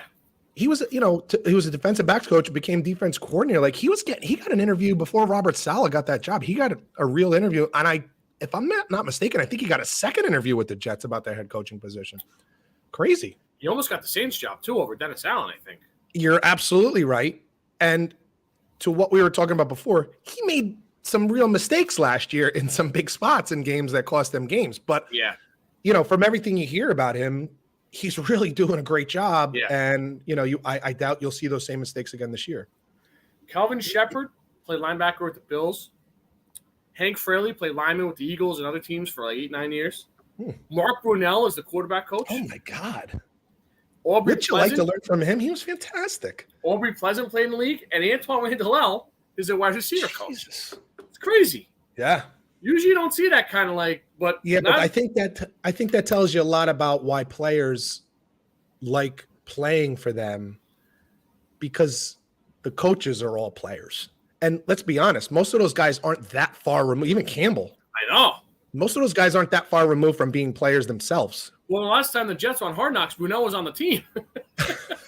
He was the backup. So, yeah, I think that has a lot to do with it. It's hard to not be relatable. It's not Bill Belichick. You know what I mean? Where you almost feel like he's pushing away from you like a magnet if you get too close to him, Yeah. These are all players. They're talking from, real life experience. I think that carries some weight with a lot of these guys, So, yeah. And because they it's won't interesting. You know what, dude? I think you just talked me into it. I think I'm going to watch. Yeah, you should. I think I'm going to go check it out. I think I'm going to go check it out. Frankly, I forgot that it was the Lions. Because then we can talk about this too, every week on it. So. Yeah. So, you know what? Screw it. I am going to watch. I'm going to watch it tonight. I'm interested now. So you had this interesting idea you came up with of what are some players and coaches that have make or break seasons? By the way, before we get to this, how many weeks is it until the first college football game? Do you know when the first college football game is? I think we're 2 weeks from Saturday. Is it? Yeah, we are. 27th, baby. Let's go. That's the real start of football season because it's a real game. Yeah. Not this preseason. There's a game in Ireland, too. Although I'll watch the preseason games, too. A college game? Yeah. Is that Notre Dame? No. Who is it? Northwestern, Nebraska. Wow, that's some travel. Yeah. That's some travel. Okay, good luck. And one team has a bye the next week and one team doesn't. Oh, that seems unfair. Did Nebraska get screwed with the no? I think they did. Let me see. They haven't earned it, though. Let me see. NCAA football. Go all the way to Ireland. That's fascinating. 12:30 on Fox, Nebraska, Northwestern.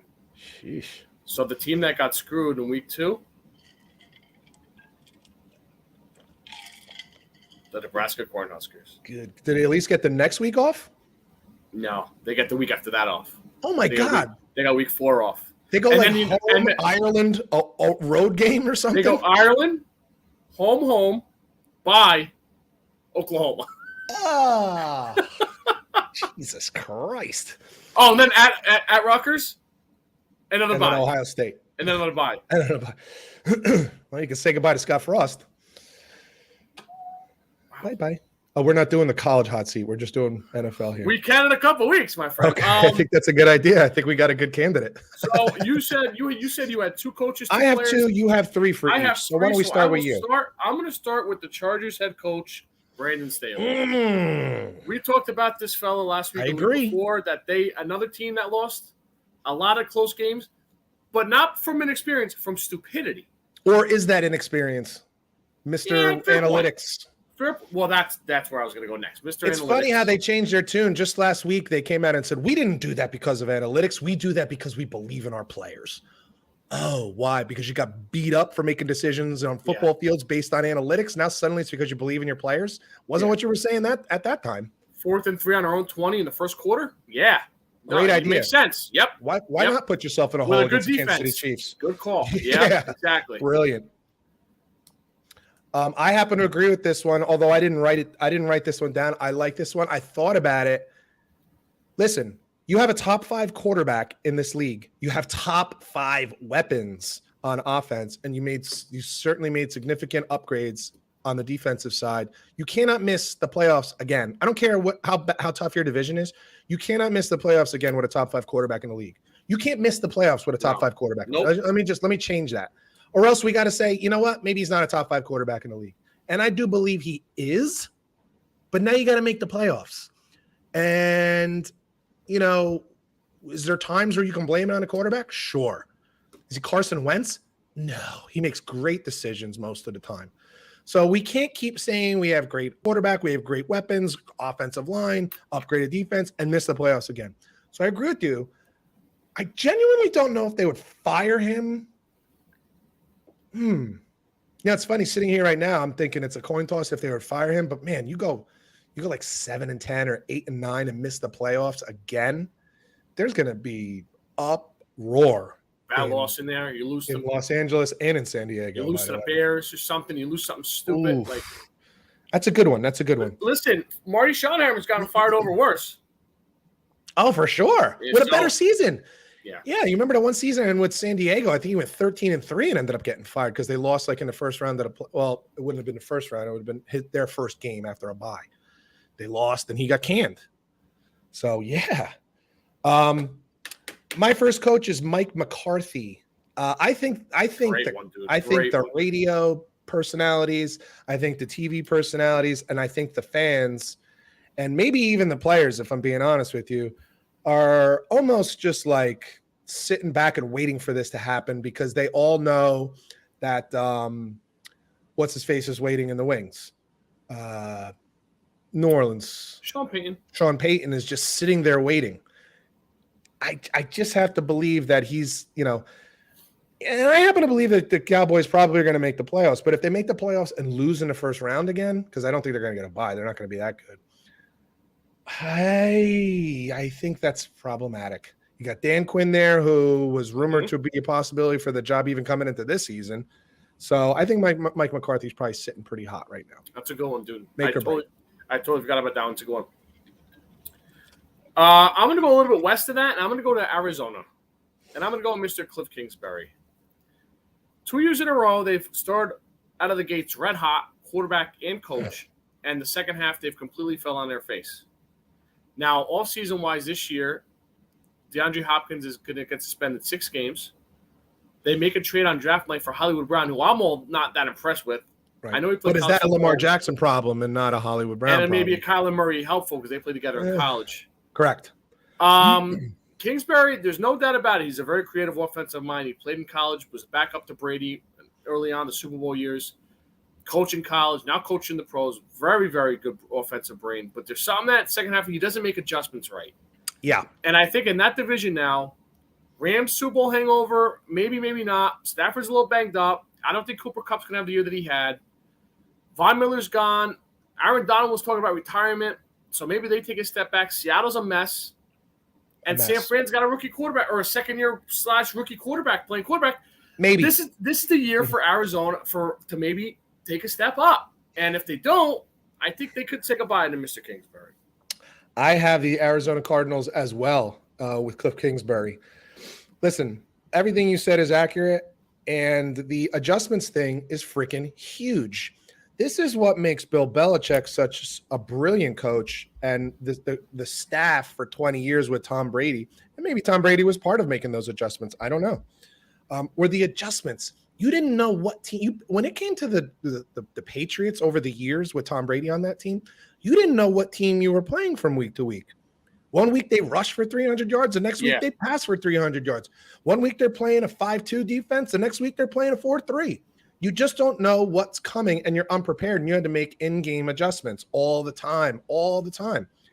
And the only thing you can come up with as to why teams are catching up with them as the season goes on, there's 2 reasons, and I think they both have played out pretty obviously in the last couple of years. Number one, as you said, Kingsbury does not make great adjustments as the season goes on. He seems to be more of a, this is what we do, we continue to do it, you have to stop us. And that shit don't work in the NFL, buddy. I'm sorry to tell you, man. This is all these guys do. They don't have students going to class. They don't have, they got unlimited resources and unlimited time to come out and figure. Remember a couple of years ago, I think it was still San Diego Chargers with Phillip Rivers. They had a really good team, and they lost at the end of the season to the Browns? Baltimore Ravens. Oh. And then they came and smoked them in the playoffs. Yeah. And it was like you just don't understand. Like as seasons go on and as teams get a look at you, they make adjustments and they see what you did well and they take that shit away. Yeah. And I just don't see that. Other side of it is Kyler Murray is an extremely undersized quarterback. And it hasn't just been the whole team's play in general that has taken a dip after, we'll say, week 10 or so. His play specifically.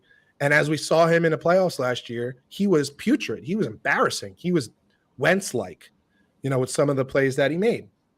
So between those two things, excuse me, Cliff Kingsbury is on the hook here.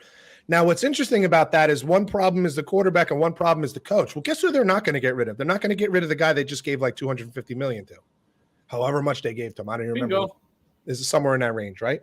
They're not getting rid of Kyler Murray. So the guy who's going to be out the door is Cliff Kingsbury. And then maybe they decide, hey, let's beat the Cowboys to the punch and let's bring in Sean Payton and let him work with Kyler Murray. And if you're Sean Payton, there's worse guys to come back into this league with and work with than Kyler Murray. That's a fun little toy to maybe wrap your head around. And also a guy who Kyler Murray would almost have no choice but to respect.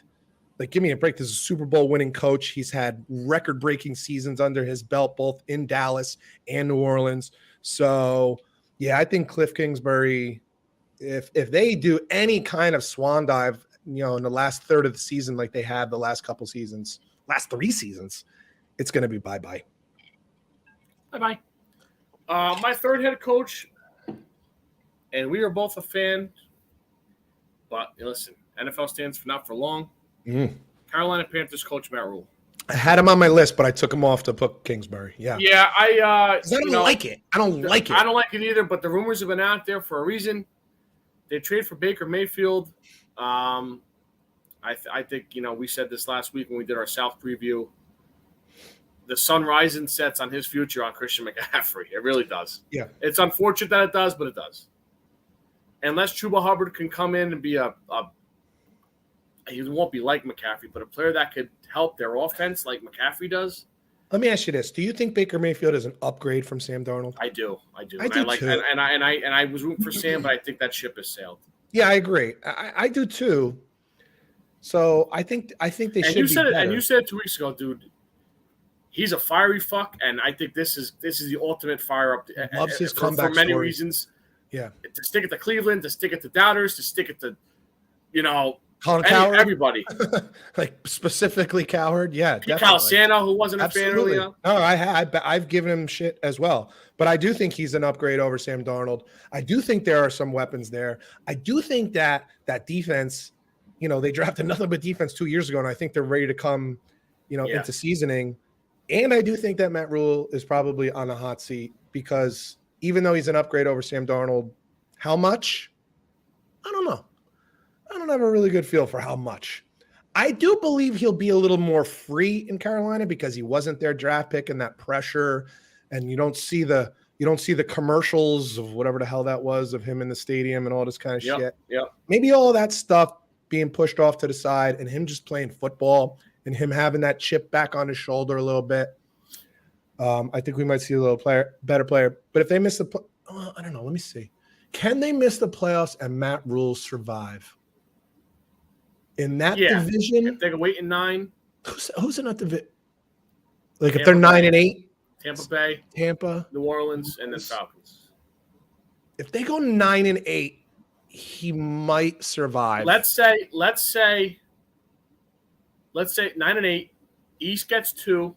Let's say Cowboys, Eagles in the East. Let's say Packers, Vikings in the North, and let's say Rams, Niners in the West, and they get 1 out of the South, Tampa Bay. And they go 9-8, he keeps his job. Fair or not fair? I think it'll depend on what some of those wins are. Like, listen, did you split with Tampa? That would go a long way to keeping your job. Yeah. Did you upset? And I don't know their schedule, but like, did you upset, the Bills? I tell you, week 1's going to be fucking pressure. I'm going to be honest with you. You lose that game. We were talking about this last week, like how there's a whole week in between games. You lose to the Browns with Baker Mayfield on your team. That's 7 days, 24 hours a day for 7 friggin' days of just See, Matt Rule's not the guy. How does he? You bring Baker Mayfield. They don't even have a quarterback over there. Oh, dude, 7 days or 6 days of that shit. It's a lot. It's a lot of pressure. So week 2 at Giants. Has to be a win. Week 3, Saints home. Week 4, Cardinals home. Ooh, that'd be interesting. Now, listen, there's an argument to be made that they could start out 3-0, and then Cardinals come in. That's a West Coast team coming east. Their schedule's tough, dude. And then Niners come in after that. But we don't know about the Niners and their quarterback situation. Exactly. So. I mean, I think you could maybe snip them early on. I think that's yeah. Then they go at Rams, Buccaneers, at Falcons, at Bank. Dude, their schedule's tough, man. Yeah. I had an honorable mention here for coaches. I think it's unfair because I also don't think he should have gotten the job, but that's besides the point. I think Lovie Smith is on like a make or break. If they would that be their like 4th coach in 5 years too? 6 years? Like it might be 4 coaches in 4 years. I don't even know anymore. Jesus Christ! Because Bill O'Brien didn't he get canned midway through the season? I don't know. I think Lovie Smith is not a good head football coach. I think he has a pretty decent track record as a coordinator, but I don't think he's a good football coach. I don't think he's a good head football coach anymore. And that team is bad.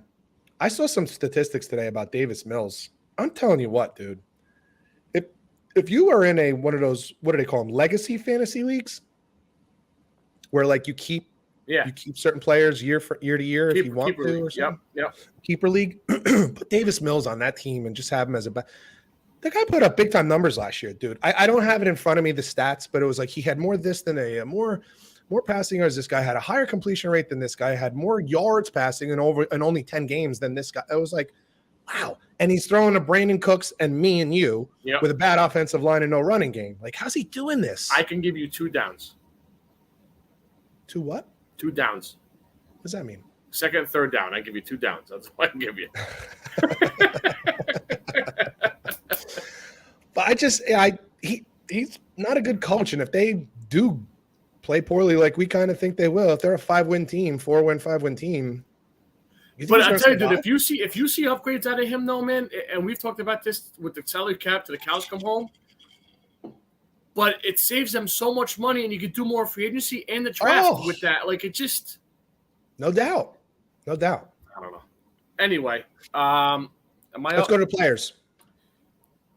Miami Dolphin. Well, you gave honorable mention. I gave my 3 coaches. You gave your 2 give 3. Honorable okay. mention. I have 3 players too because I have some honorable mentions. All right, cool. My first player is Miami Dolphin quarterback Tua Tagovailoa. You're gonna think I'm nuts here. I'm really starting to like this coach. I don't know what the hell it is. Yeah, I don't know what it is either. I like him. I think they're going to do some wacky shit on offense, too. We thought Deebo Samuel at tailback last year with the Niners was nuts. Now they got Hill, they got Waddle, they got Mostert from the Niners. They have 2 other running backs. I think they're going to do some crazy shit. They got a good tight end. Division's not brutal outside of the Bills. I like them. I don't know. I like them. But with that said, they gave everyone around Tua here. Is this his 3rd year? This is his 3rd year. Yeah. Video could be very deceiving. So, you have lovers and haters, and they'll show different things here and there. I saw an unedited video recently, last couple of days, of Dolphins practice, 7-on-7, not even offensive line. 6 or 7 straight plays, unedited, like no editing whatsoever. Dude, the guy really doesn't throw a good ball. And he misses wide open guys downfield. Within 20 yards, pretty goddamn good. Downfield, it's just different. You're not playing at Alabama where guys are buck ass open, dude, and they're just so much better than the defensive back they're playing against. And he just they're so far off, the guy can't even dive for the ball. And I mean, that was 3 out of the 7. I'm like, oh, dude. So I was going to put him. I thought about him, and I didn't, just because, listen, the Jets are in that division, Patriots are in that division, and they made some massive upgrades on that offensive side of the ball. Like, holy shit, he should have a better season. Mm-hmm. And as I've said a number of times, they did go on a 7-game winning streak. Now, that 7-game winning streak was preceded by a 7-game losing streak, which he was also partaking in. But I got to give credit where credit is due. I have to believe they're going to do okay. It puts What's interesting is it puts Miami in a weird spot. Let's say they go like 9-8, or let's say they go 10-7, but don't make the playoffs just because of numbers games. You got what, 3 teams coming out of the West, maybe. You got maybe Cincinnati and Baltimore, Colts. Like maybe there's just not enough room, and 10-7 doesn't get you there. And now you're going into year 4 with Tua. You going to give him that 5th-year extension? Do you continue with him? Or do you realize, like, dude, we gave him everything, and he got us 10?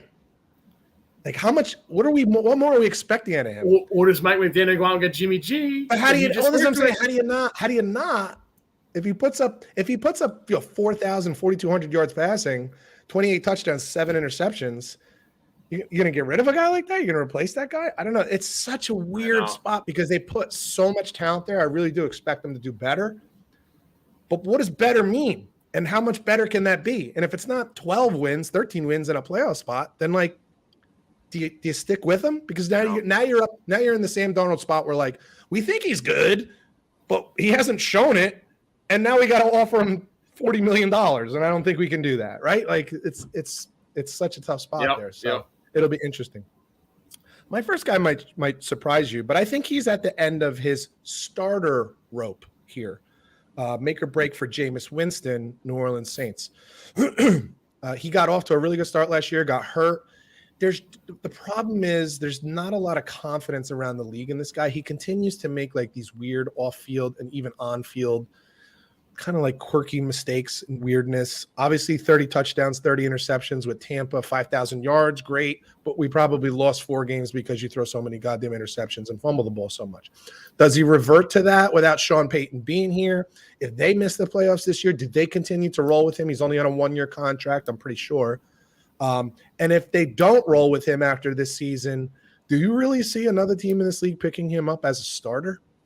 I don't know. I think at that point, So I don't think he's going to be out of the league because I think he'd be a great guy to have on a team as a backup because he can throw touchdowns, man. I mean, he can keep you in ball games and throw touchdown passes because he's not afraid to take chances and risks and push the ball down the field, and he's good at it.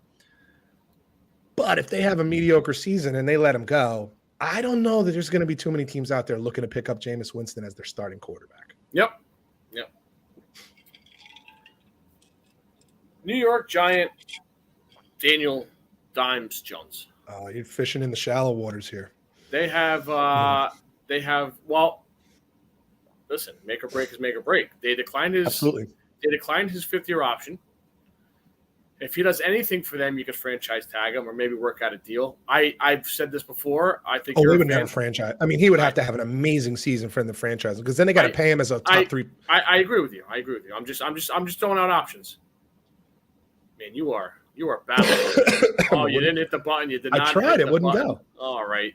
Oh, maybe the button's dead. Good effort. Yeah, because you've used it 22 times. I did.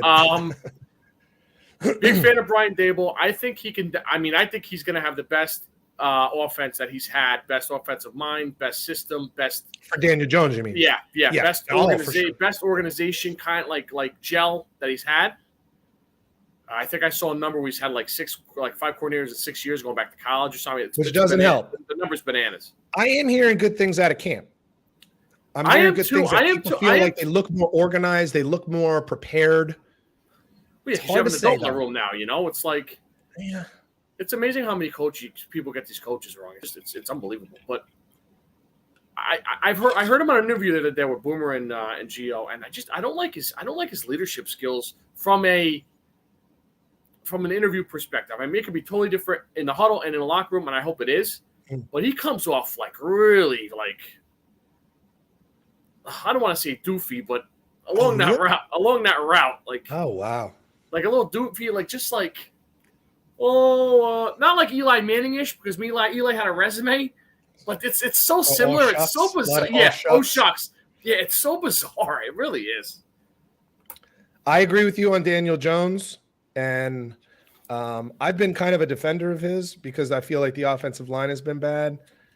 But I'm with you on this totally. Like you have a one of the best offensive minds now in the league now as your head coach, who's coaching you firsthand, who took Josh Allen from being a 53, 55% completion percentage quarterback when he first got in the league to an argument to be made the best quarterback in the league. Mm-hmm. There's an argument for other guys, but you can make an argument as Josh Allen being the best in the league. So you have no more excuses. They've made some upgrades on the offensive line. They have either the most expensive or the second most expensive wide receiver room in the entire NFL. Whether that means that they're really good or not is a whole different thing. But there are some talented players there. Yeah. Yeah, Saquon Barkley. No doubt about that. There's at some point you have to perform. First year, okay. Second year, third year sucks. This is the quarterback position in the NFL. No longer can you just be another guy. When you take up, go ahead. He's coming off. Sorry to interrupt. He's coming off a neck. Oh, he had a neck. That's also very. And nobody cares. Nobody cares. No, I know. I know. I know he had a neck. He had a hamstring. Well, I love having it for he's got a knee. Oh yeah, I got two knees. No, he's got a knee. But I'm with you on that. I look at him as on the fence, and I don't have a good feeling about it. I gotta be honest with you. This one makes me sad, but I'm just trying to be big J journalism here. Like I gotta tell it like it is. This one makes you sad. It makes me sad. Can you guess? It's not Sam. No, I think he's done. Yeah, I was gonna say. I think last year that was broken. I think he was on this list last year. This one makes you sad. Yeah. Quarterback? Yep. Think of like who we've been talking about. Hard Knocks. Mr. Goff. Yeah. It's not bad. So think about this. Of all the things that went on last year, who was the one guy, the only guy that Dan Campbell got negative about in a post-game press conference the entire season? Yeah. It's Jared Goff. Now, it was early. It was early, and I will say that Jared Goff responded really well. Absolutely. I agree. Okay? But let's be honest. Jared Goff was kind of like when Detroit made that trade to send Stafford to the Rams, Goff was put in as a way to get rid of salary for the Rams and to like give the Lions a filler until they found a quarterback. That's kind of how it was looked at. Yep. And well, we're about at that point because, the Lions have some draft picks that they can use. This will be his second season. I wrote down the number 7 before. I think there's an opportunity for him 7. And if things get really wacky, 8-9 games, things could get crazy. It's happened before. And if that happens, that means he's playing really well. So let's be honest about that. If something nutty like that happens, it's because he's playing really well. But if that number ends up more like 5, I got to think they're probably going to take a shot at somebody else in the draft. That's just me. And that makes me a little upset because I like Jared Goff, and I think he's gotten a bad rap. I don't think he's great. I don't think he's a top 10 quarterback. He's definitely top 20. I'd have to think really hard, and I'd have to go player by player to say top 15. But I think he's a quarterback that can absolutely win in this league. In fact, I know he can because he played in the Super Bowl. I'd probably have him top 20, but 15's.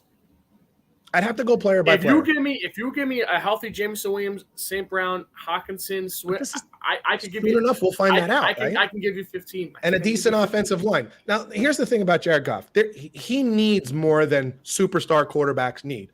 But let's be honest, so does Dak. Dak is not great without certain things. Most players aren't. Okay, there are very few of those guys that can just do it without greatness around them, the Tom Brady's and the Aaron Rodgers and all this kind of shit. Even Russell Wilson needs help, okay? And we think very highly of him. He's top 10. So, yes, Jared Goff needs help, but so do most quarterbacks in this league. If you give him the help, I think he can. I think he's got some help. I think it's getting better. And if they don't take a significant step, and if they can really pin it on him, he's the one player from last year that I look at and say they weren't leaning on him. They wanted to, but they couldn't. It's the one player I think the rest of the team doesn't necessarily have a ton of confidence in. So that's why I think, unfortunately, and I hope I'm wrong. I hope it's make, and I hope it's not break. I'll be rooting for him. But I think if they go 5 wins, I think he's probably out. It's unfortunate that one made you sad. This one makes me really happy. Oh, boy. Washington Commanders quarterback Carson Wentz. Well, I thought about that. I think. I actually think he's already broke. But he's getting a starting job. Starter. You're right. Yeah, you're right. He's a starter. Job. Yep. Clear starter too. Not even like competition. Clear starter. I don't want to pound this guy for the third week in a row here. He's your Aaron Rodgers for me. So I'm just gonna say this. Was let go by the Eagles, traded by the Eagles. A year later, was let go, traded by the Colts. We know the story. For sure. I think there's an argument to be made. They have the fourth best talent in this league, in the division. I mean, I think offensive wise, defensive wise, no. Offensive wise, I think you can make the argument.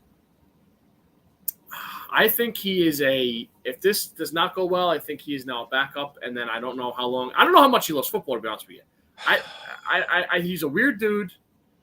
He rubs guys the wrong way. Now guys are coming out of the Colts, out of the woodwork. Eagles that are retired, they're coming out of the woodwork now saying stuff. I think maybe he loses his starting job. He's a backup for a year or two, and then he goes in the woods and hunts for the rest of his life. I don't know. I think he'd be happy with that too. I think he might be. So I probably have about $50 million in the bank. Yeah, not the worst life. Nope. So I think this is with $50 million. I think, and a Super Bowl ring, which is crazy. Yeah. So I think such an incredible story. It is. It's that guy that season before he got hurt was a front runner for league MVP. Yeah. And not only does he get hurt, which if he got hurt and then their season died,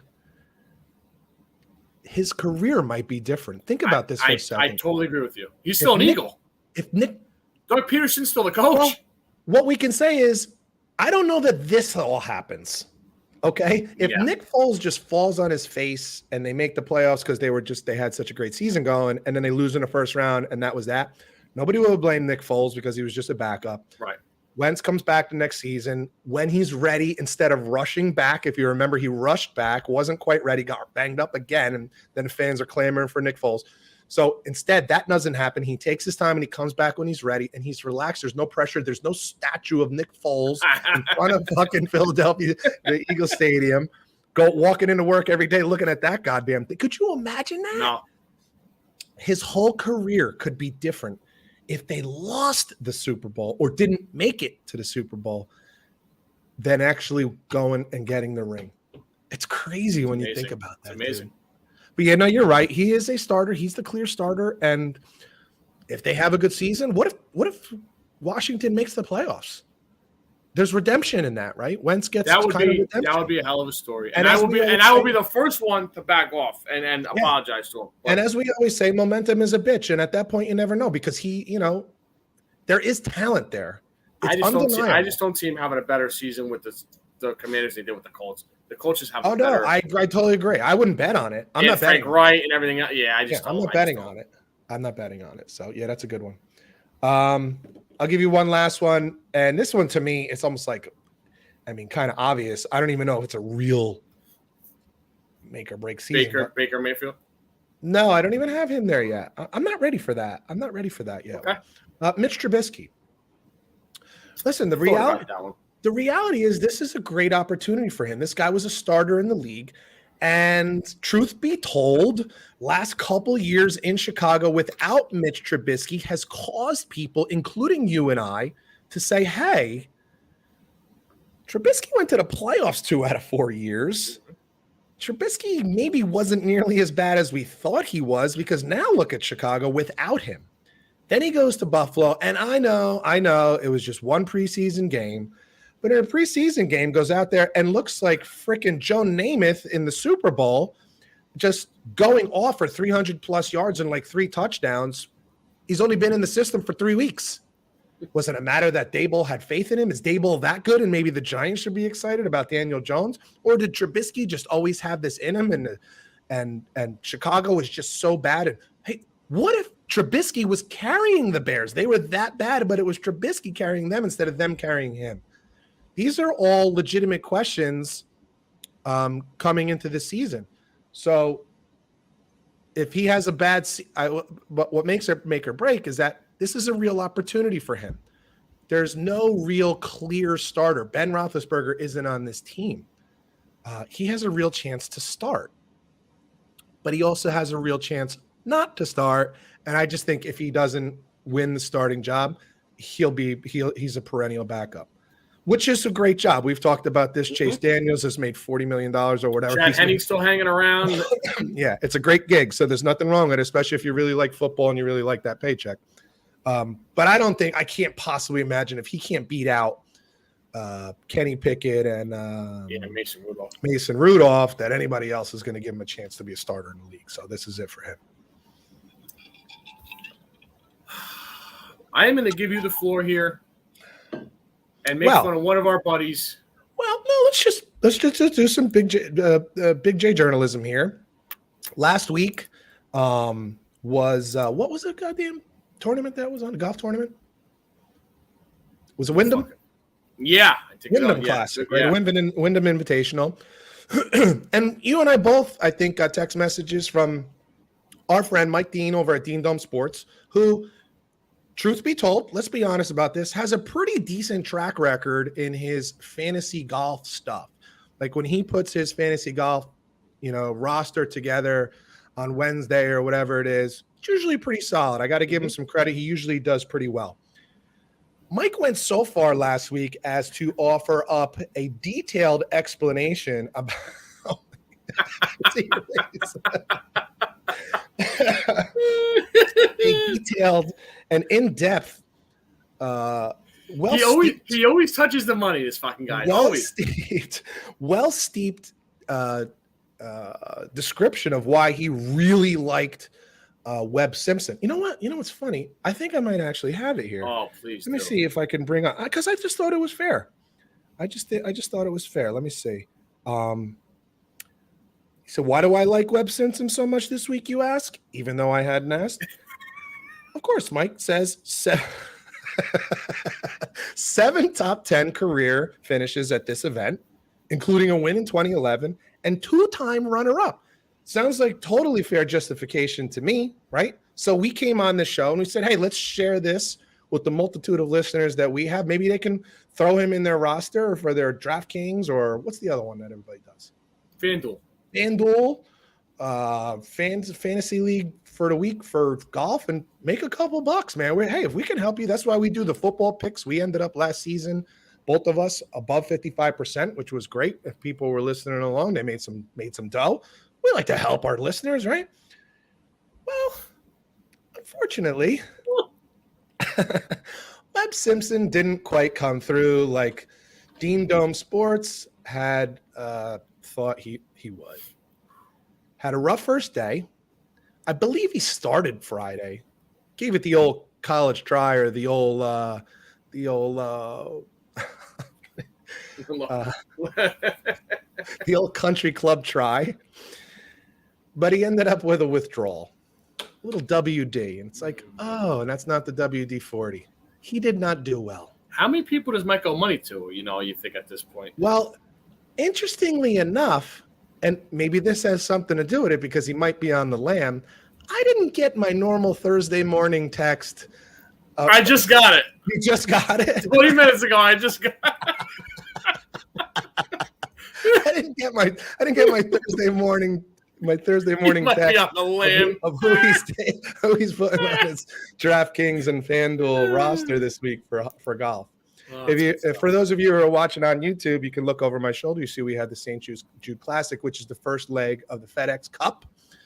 And we're missing a significant number of players. There was a big rumor this week, Scotty, another player. This is why I said there's always moving parts with this. Don't be so quick to say this is done, that's done, this will never happen, this will happen, that won't happen.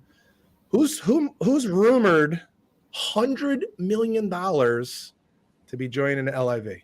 That'll be young Larry Bird, Cam Smith. That's I like that. I tell you what, for all the people, now what's funny is I only hear like golf personalities complaining about these guys going to LIV. And sure, some people who lost family members in 9/11 made a little protest at one point, and I get that, and I don't begrudge them that at all because I understand where they're coming from. But it's mostly like TV personalities.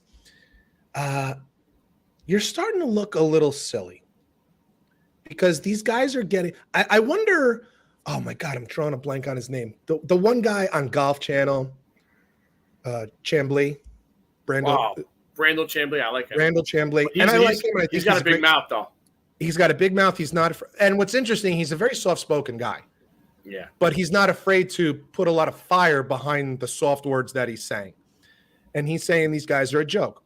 I wonder if Brandel Chambly was offered $100 million to go be a broadcaster for the LIV, if he would be so quick to turn it down. Now, I don't know what he makes for Golf Channel. Maybe he makes $2, $3, $4 million a year. I have no idea. But it would take you 20 years, Brandel, to make $100 million, making $4 million a year, $5 million a year. I don't think he's making that much. No. So if they offered you $100 million, you're going to turn that down? Give me a break.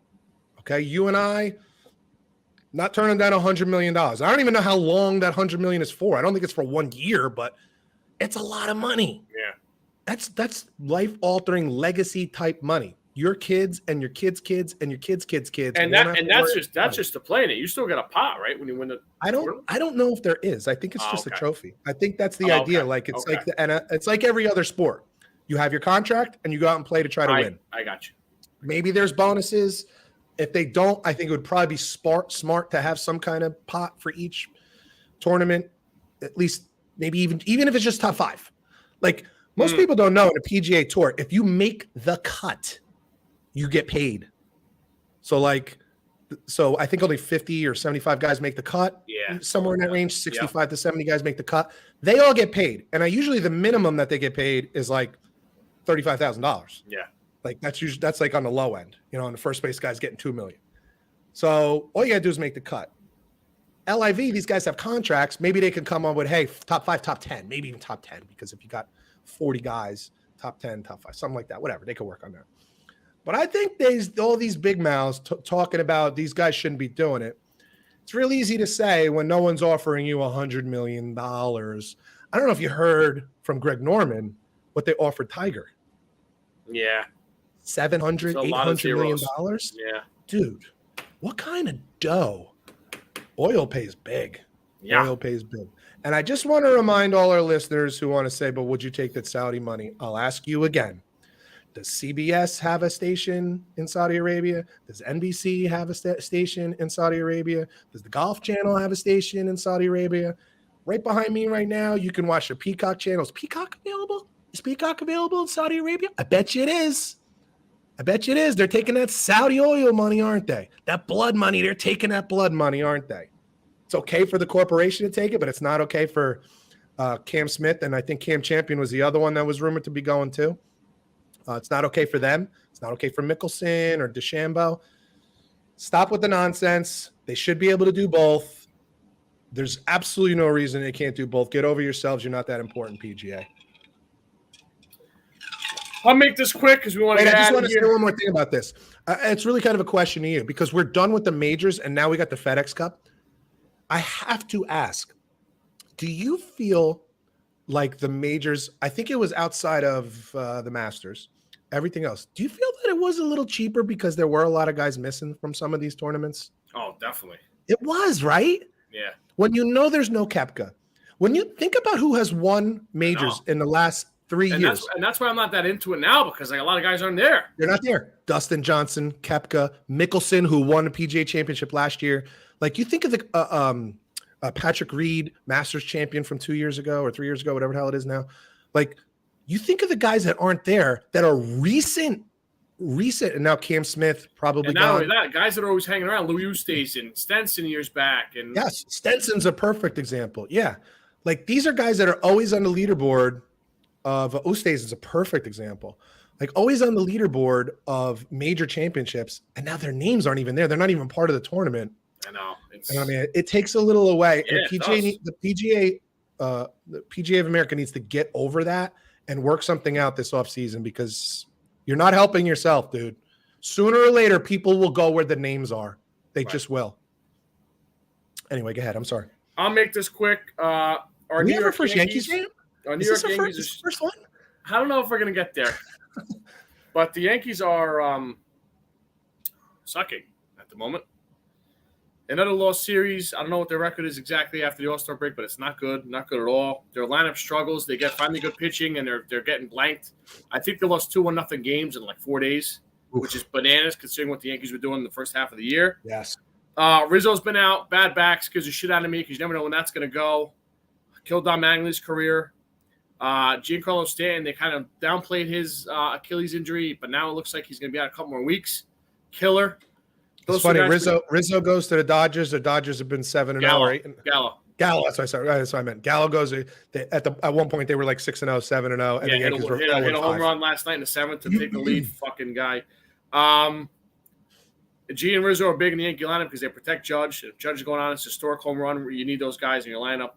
How many has he got now? Mac 45. Okay. Matt Carpenter broke his foot the other day, found a ball off his foot. That guy's been great for us.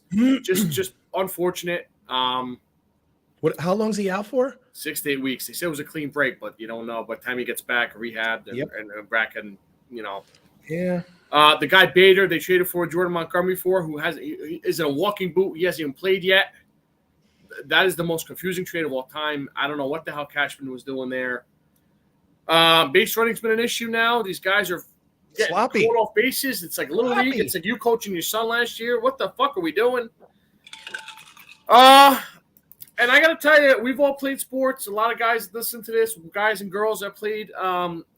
You never want to break up a good thing, and the clubhouse was rolling. And Cashman does all. I know it's easier. It's easier to look at now. You had to get Gallo out of here, but he was a likable guy. He wasn't costing us games. As much as you could say he was awful to watch, he wasn't costing us baseball games. Jordan Montgomery was a borderline playoff pitcher. He could definitely give you long innings in a playoff series if you got up or down early. Yeah. And you trade him. He was best friends with 3 guys. He came up with Judge, with Higgy, Torres. Him and Tyone got close over the last 2 years. And they say goodbye to him in the middle of a series. Just the whole thing didn't make any sense. And like I said, you trade for a guy that's not even playing yet. Yeah. Cashman's been doing this 25 years. Brian, what the fuck? Like, what? It makes no sense. And now they're struggling. I know it's a combo of things. Guys banged up. You're playing tougher teams. You're traveling out west. I get it. But those games at the Yankees, listen, you were losing 1-0 games in May and June. Right, come on. Like, what's funny is Gallo wasn't producing, and that's why he had to go. But yet the team was producing. And now he's gone. The guy who wasn't producing is gone, and now the rest of the team isn't producing. It's so odd. That's baseball. You're so right. You got to be really, really careful messing with a good thing. Chemistry is a bitch, especially in a long season like this, man. When you're getting rid of good guys, it's tough. You just don't know how it's going to go. That's the problem. You don't know. Yep. Sometimes that works out just fine. You get rid of a guy who's batting 195, which is probably the right thing to do, and you replace him, and the guy who comes in is fine. I mean, these are ball players; these are professionals. And me and all my Yankee buddies up here. We needed more arms at the deadline. Now you got less arms. Yeah. Yep. A little strange. Yeah. Anyway. A little difficult to swallow. Now if they were winning games. I'm not in a full panic yet, but I'm not very confident right now. I'm not going to lie to you. To be continued next week. But if they were winning games, you wouldn't care so much. But as soon as they make moves, they go into the shitter. And now the shitter's full. It's very shitter's full. Shitter's full. So, yeah, I don't blame you. I'm with you. Let's not panic. It's a beautiful thing to build up a big lead because it gives you a nice cushion. You got time to make some adjustments, make some corrections. I think they'll be okay. But it does cause you some hesitation, we'll say. Yeah, a little agita. Very good, my friend. That was mild. That was pretty mild. I got a feeling if they lose 4 games in the next week, though, we're not going to get so mild next week because you started to there for a little bit. The temperature started to go up. The screen started turning a little red. The veins in the neck were starting to pop out. It was like, oh boy, here we go. And then you took a breath. You're like, but I'm not panicking yet. We'll see what happens 7 days from now, right? Well, you never know. We will. 75 in the books, my 75, man. 3/4. Yeah, that's very cool, dude. Incredible. Very good, solid number there. I got 5 for you. Football heavy, good football number. 3 Hall of Famers and probably a borderline one, maybe a possible future Hall. I'll start with him. Number 5, 2-time Super Bowl champion, 2012 All-Pro, 5-time Pro Bowler, former a friend of yours, I can imagine. Ooh. A former Patriot nose tackle, big fella, Vince Wilfork. Yeah, I love him. Yeah, screwed him, fat bastard. Oh, what's number 4? 3-time All-Star, 2012 World Series champion, 2002 Cy Young, former A's and Giant starting pitcher Barry Zito. Oh, he was a really good pitcher for a little while there. Yeah, he was. He was definitely. And then for California hippies. Number 3, Super Bowl champion, 3-time All-Pro, 8-time Pro Bowler, 1980s All-Decade team. Now a Fox analyst, Hall of Fame Raider defensive end Howie Long. Number 2, these two guys' numbers, dude, statistics are out of this world. 5-time All-Pro, 8-time Pro Bowler, 2-time Defensive Player of the Year, 5-time sack leader, 1960s All-Decade team. 60s. Hall of Fame Ram and Charger defensive end Deacon Jones. Deacon Jones. I was thinking somebody else. Number 1, 4-time Super Bowl champion, 2-time Defensive Player of the Year, 10-time Pro Bowl, 1970s All-Decade team. Getting back in the good graces of our Steeler brethren. Please. Hall of Fame Pittsburgh Steeler defensive tackle Mean Joe Green. Yes. One of my favorite players of all time on one of the greatest organizations of all time. We love the Steelers. Go Steelers. Steeler Nation in the house. I have a great story here, and I'm glad to tell it because sometimes we tell some wacky stuff. Sometimes we tell some weird stuff, and this is just goodness. And I'm sure many of you have seen it. If you haven't, you can find it on Facebook on the Bump and Run Sports Podcast page. I just posted it, I think, yesterday. And I'll take you over to the Little League World Series. I don't know if you saw this guy, but a kid was pitching and he threw a nice heater and he hit the batter in the head, and the kid goes down in a heap and he's just laying there for a little while. And these are kids, they're freaking kids. So the pitcher gets pretty upset. He's on the mound and he's crying. Because he thinks he really hurt another kid. And luckily the batter kind of got up, shook it off, ran down to first base. And in a really, really cool scene. And I wrote on Facebook on the post, I said, we could all learn a little something from kids here. The kid who just got hit in the head, just got hit in the head with a fastball, took his helmet and threw it off to the sideline and walked out to the pitcher's mound and gave this kid who just hit him in the head, who was crying about hitting him in the head, gives him a big hug, and he's whispering in his ear. And you can only imagine what he was saying, hey, man, don't worry about it. No, you didn't mean it. I'm going to beat your ass in the parking lot. Yeah, don't try picking me off. What a cool scene. And you can see that it helped because the pitcher – this kid kind of had his arms around the pitcher, came and he patted on the back. You could tell it was like, hey man, thanks a lot. I'm glad you're okay, kind of thing. But it was just a really cool scene. It ended up on every Outkick had it and Score and Bleacher Report. They all had it posted out there. If you haven't had a chance, I'm sure if you go on Facebook or Bleacher Report or YouTube somewhere, you'll see it. And it was a really cool scene. So good for them. Good for the pitcher for having a heart, and good for the batter who got hit in the head for having a good soul and going out and taking care of another guy like that. So good for them. Very cool scene. Ladies and gentlemen, this is a older and softer Pete Calisano. I played football for this man 20 years ago. Listen, there was no shot that this was going to come out of his mouth then. Hard outer shell, soft inner core. A guy having kids has changed him for big time. I'm like those chocolate Easter eggs with the white and yellow inside, soft and yellow inside, chocolate shell outside. Creamy nugget in there. We made it, man. I had a hard time. I appreciate you putting up with me in this particular episode, but it is what it is. Hopefully I won't sound this shitty next week. I don't know. Maybe somebody finds it sexy and is like, you should do this more often. And then what I'll do is I'll do karaoke before the show, and then I'll come on and I'll sound like this. 22 cigars. Yeah, all at the same time. I mean, we'll get better ratings. So, by the way, I think I forgot to tell you guys, we went over 3,000 listeners. It was last week. I forgot to mention it. I was all pissed off after I hit end because I forgot to mention it. But last week, or really, I guess right before last week, we went over 3,000 listeners, which is huge. So as always, we say thank you for listening. Thank you for sharing. Please continue to do so. And thank you for the comments. We had the nice comment, which is a great idea. And I think we'll figure out a way to put something together with that, right? We'll call that loser Mike Dean over at Dean Dome Sports or Mean Dome Sports. I don't know. and we'll see if he wants to do a fantasy draft. I think it was a good idea. It'd be a lot of fun. We'll It's kind of like how we do our mock draft. We'll do a fantasy draft instead. We'll see if we can add him in, see if we fit him in the schedule.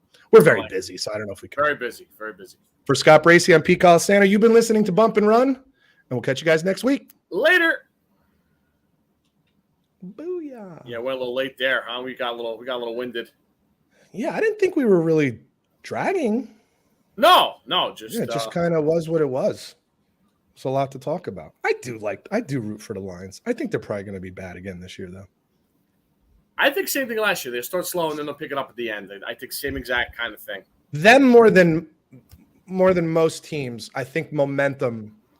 If they were to catch momentum. Now the problem is I don't know how much momentum they're going to catch. I just don't think they're that great all around. They have some nice pieces that they had, but if somehow they caught momentum, them more than most other teams, I think it could be super helpful. Yep. Super emotional riding team. It's very rare. So, hey, feel better.